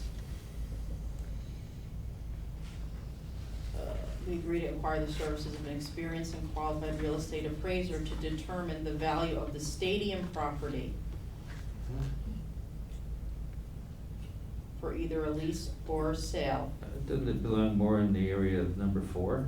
That's where we get into the No, details. because then that's once the appraisal has been accepted, like. Stipulation 1 is about sharing the cost for an appraiser. For what they would be appraising is in stipulation 1. So you're saying somewhere where it looks fluid in stipulation 1, Yes. There. right? And then trust Dan's judgment as to how to How put to that word in number 1. Yeah. And just so the board members have what you feel this will add to the MOU as a whole, like the rationale for it.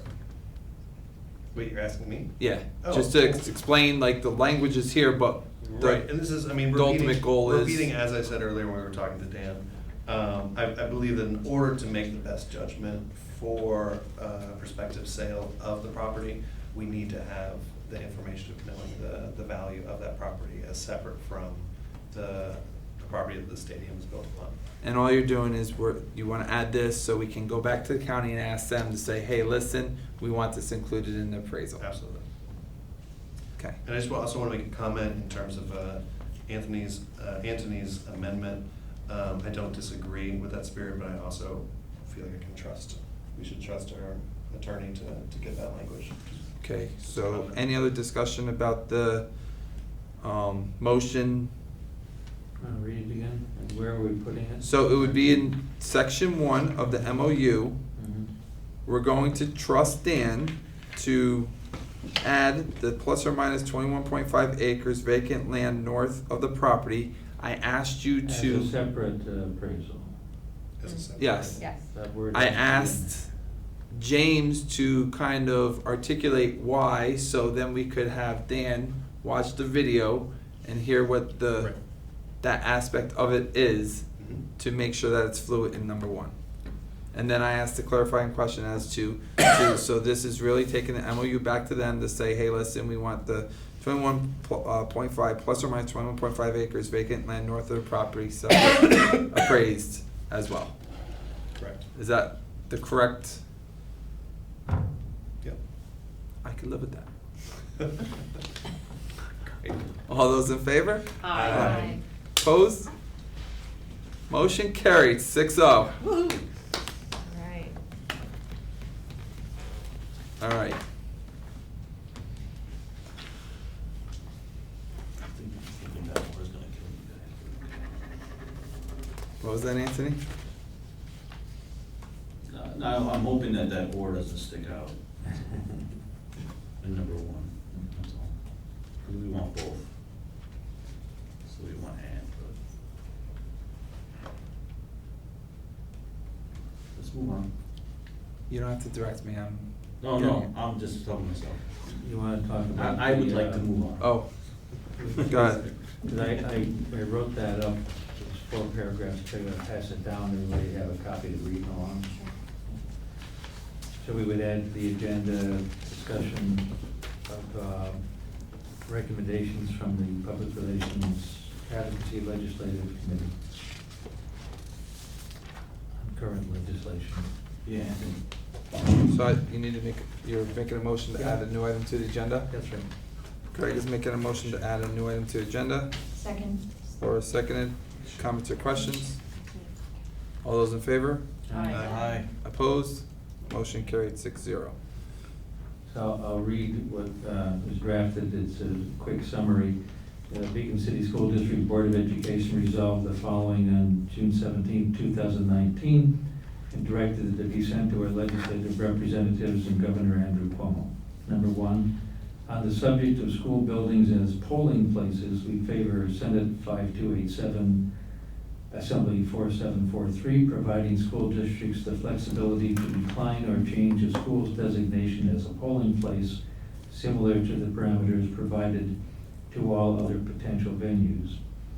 Number 2, on the subject of time allowed for employees of schools to vote, we favor Senate 5314, Assembly 7837, providing for a reversion to the law that limited the offer of 3 hours time off for voting to those employees who do not have 4 consecutive hours between their work shift and the hours the polls are open. Number 3, on the subject of increasing the annual earnings limitation for retired police officers as SROs or equivalents, we favor Senate 4521, Assembly 7849, that would raise the cap.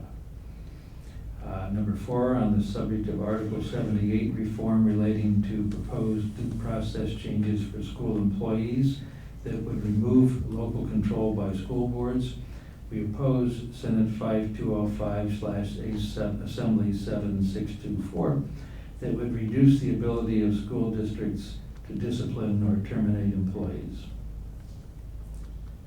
Are you putting these on as a whole or separate? Simpler to put them on as a whole. If anybody wants to debate or discuss any of them, I think we should talk about them separately. Are you asking us to approve this tonight?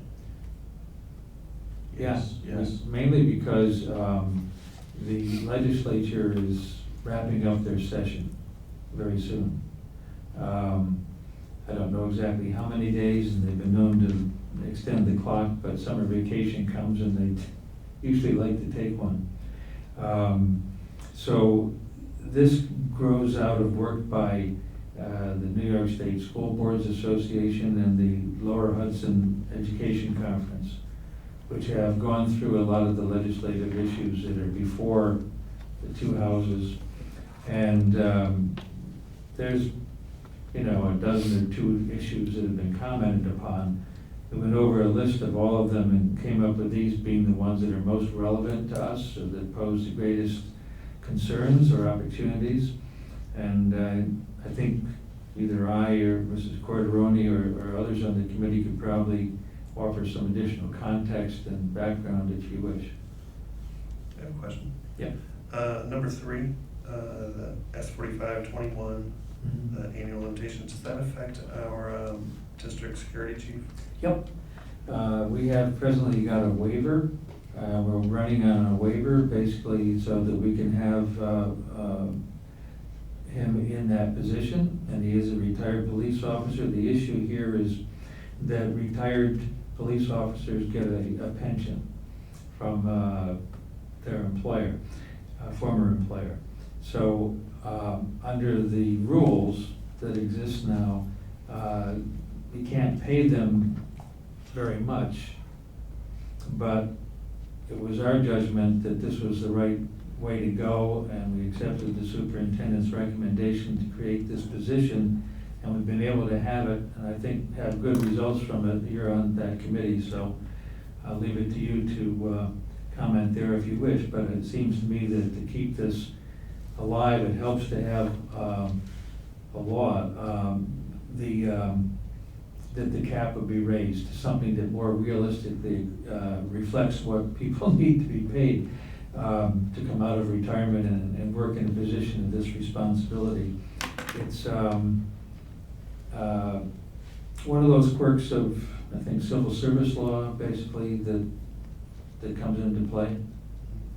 And the feeling we had was that if the person's doing the job, and you know, if it weren't a retired police officer, it would be somebody else who would be getting the same kind of pay, because that's kind of what you need to pay to get somebody with qualifications that are equivalent to this. And that's the easiest place to go, is former police officers. So that's where we went.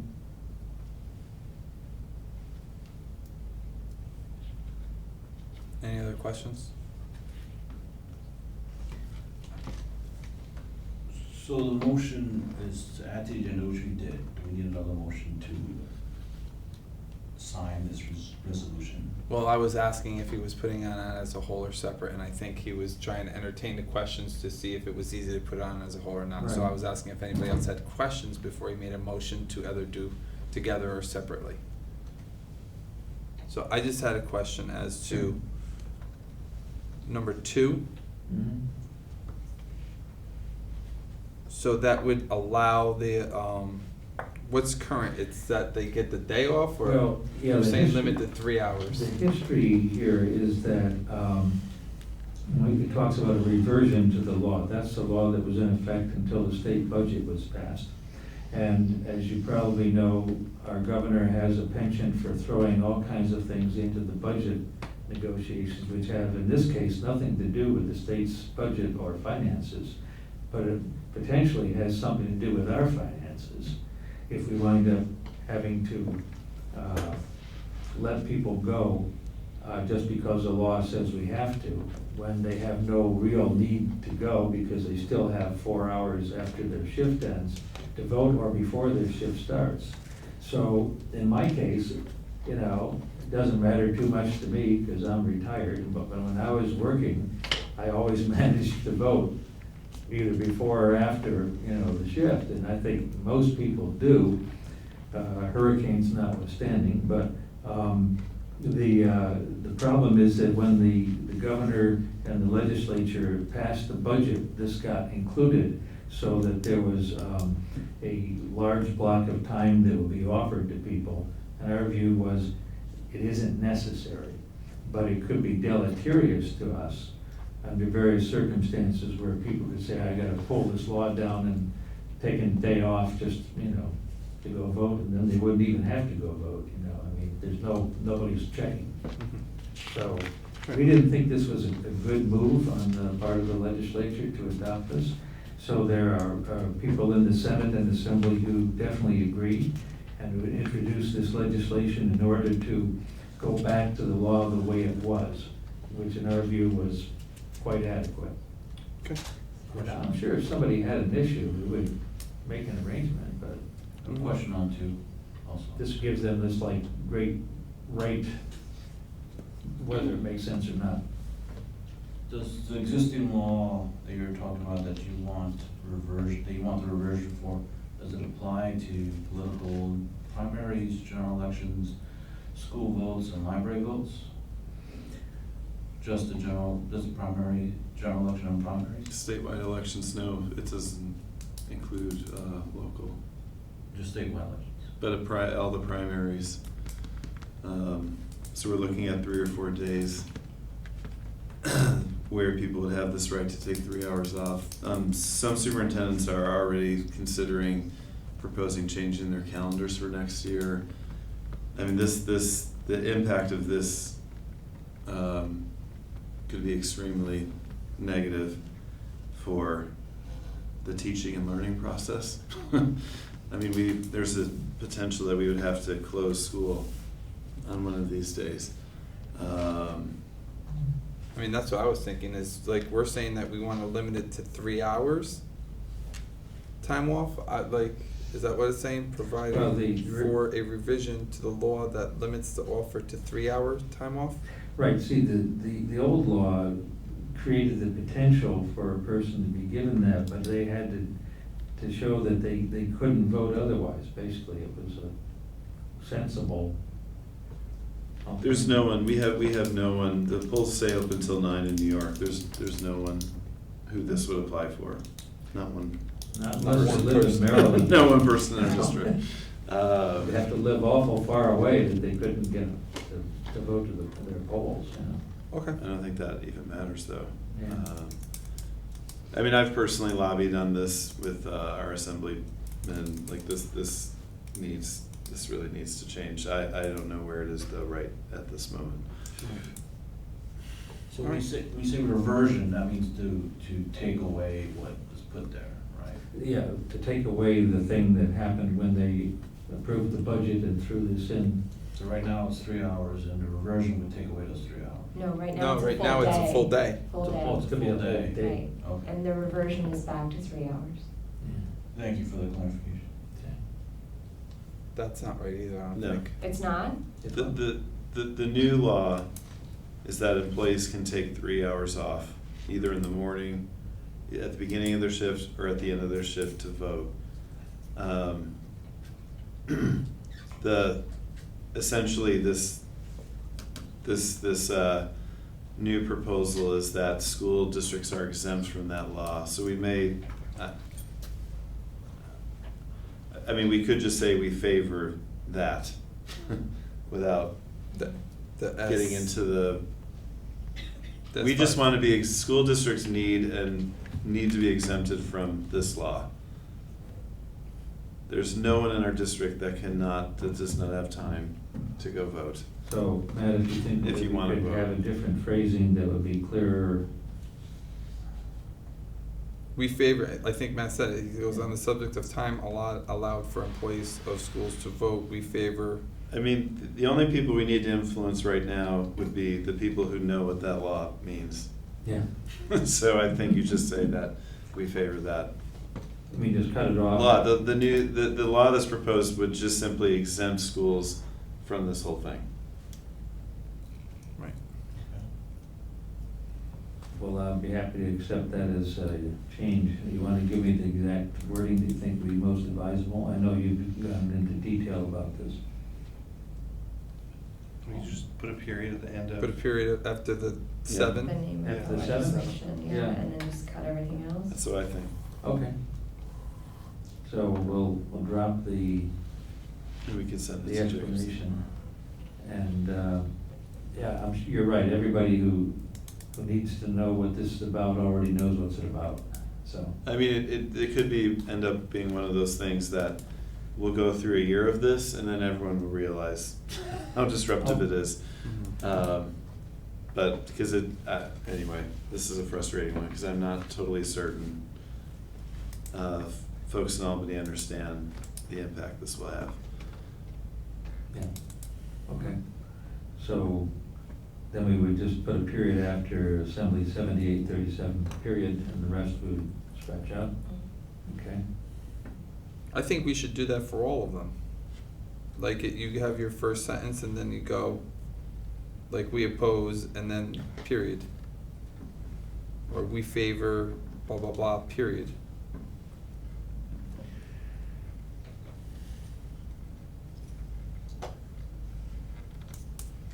I'm not sure the same issue arises with the other ones. I mean, if you're sending this also is available to the public, and if you just quote the names of bills, you haven't said anything that makes sense to anybody who's not a policy wonk looking at state legislation, you know.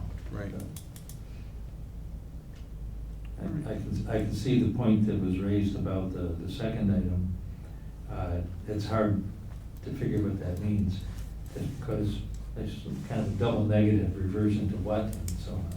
But the other ones I think are kind of clear, and accurately reflect the intent of the legislation. Okay. I would leave the other ones, just because if anybody looks at it, besides the legislator, then they have some idea what we're talking about, what our intentions are. So you wanna make a motion to, Yes, to adopt this statement with the changes that we just discussed for number 2. is there a second? Second. And we'll call it resolution 061719A.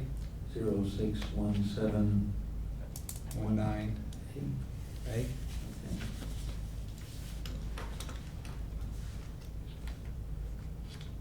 Any other discussion? All those in favor? Aye. Opposed? Motion carries 6-0. Okay.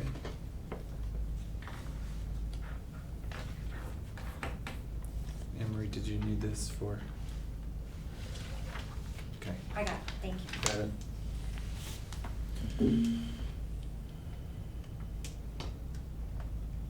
Moving on to the consent agenda. The use of the consent agenda permits the Board of Education to make more effective use of its time by adopting a single motion to cover those relatively routine matters which are included. Any member of the board who wishes to discuss individually a particular piece of business on the consent agenda may so indicate, and that item will be considered and voted on separately, thus preserving the right of all board members to be heard on any issue.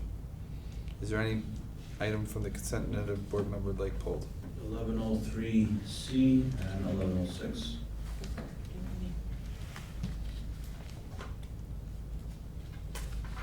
Any other items? Can you give me 1 second, I'm sorry. Something I wanted to look at, but I can't.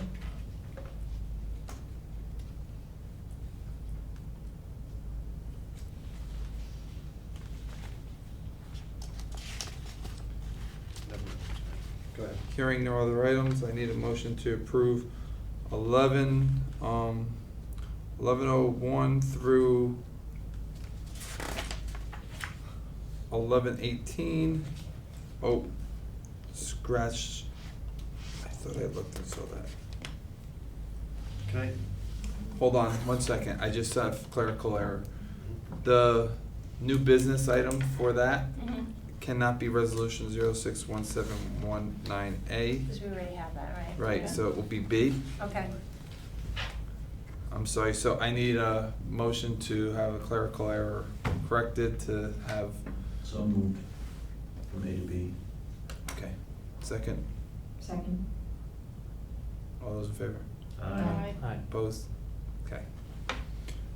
So I need a motion to approve 11.01 through 11.18. And I'm sorry for the process, my computer died and I couldn't see it. I wanted to pull 1109. I need a motion to approve 11.01 through 11.18 minus 11.03C, 11.06, and 11.09. So moved. Second. Comments or questions? All those in favor? Aye. Opposed? Motion carries 6-0. Need So I a make motion to to, approve 11.03C. is there a second? Second. Comments or questions? 11.03C is decisions that we had made at the last board meeting that we're now rescinding. Two of the names look like they show up somewhere else, but one of them don't. The first employee cannot work this summer, since we just did it at the last board meeting, we were rescinding. The other two were appointed as subs, and they will work the ESY program, so that's why you'll see them in 3, next time it's school year. Thank you. You're welcome. Any other questions? All those in favor? Aye. Opposed? Motion carried 6-0. Need a motion for 11.06. So moved. Second? Second. Comments or questions? So there's a 4,000 plus charge for Leprechaun bus, and not sure how many other times we've had that charge. But I'm kind of wondering whether or not we use them, because we want our students to go on a lot of these field trips trips, you know, are we using it enough where we may wanna buy our own bus? So I don't think we can buy a bus like that and own it as a school district. This particular Leprechaun was for the entire fourth grade elementary school to go to Albany. And that's something that would be, that normally our buses would not do. They left at 12:30 in the afternoon, they came home at like 9, 10 o'clock. It was the first time that we did a field trip like that. Most of the time the PTOs fundraise for buses like that.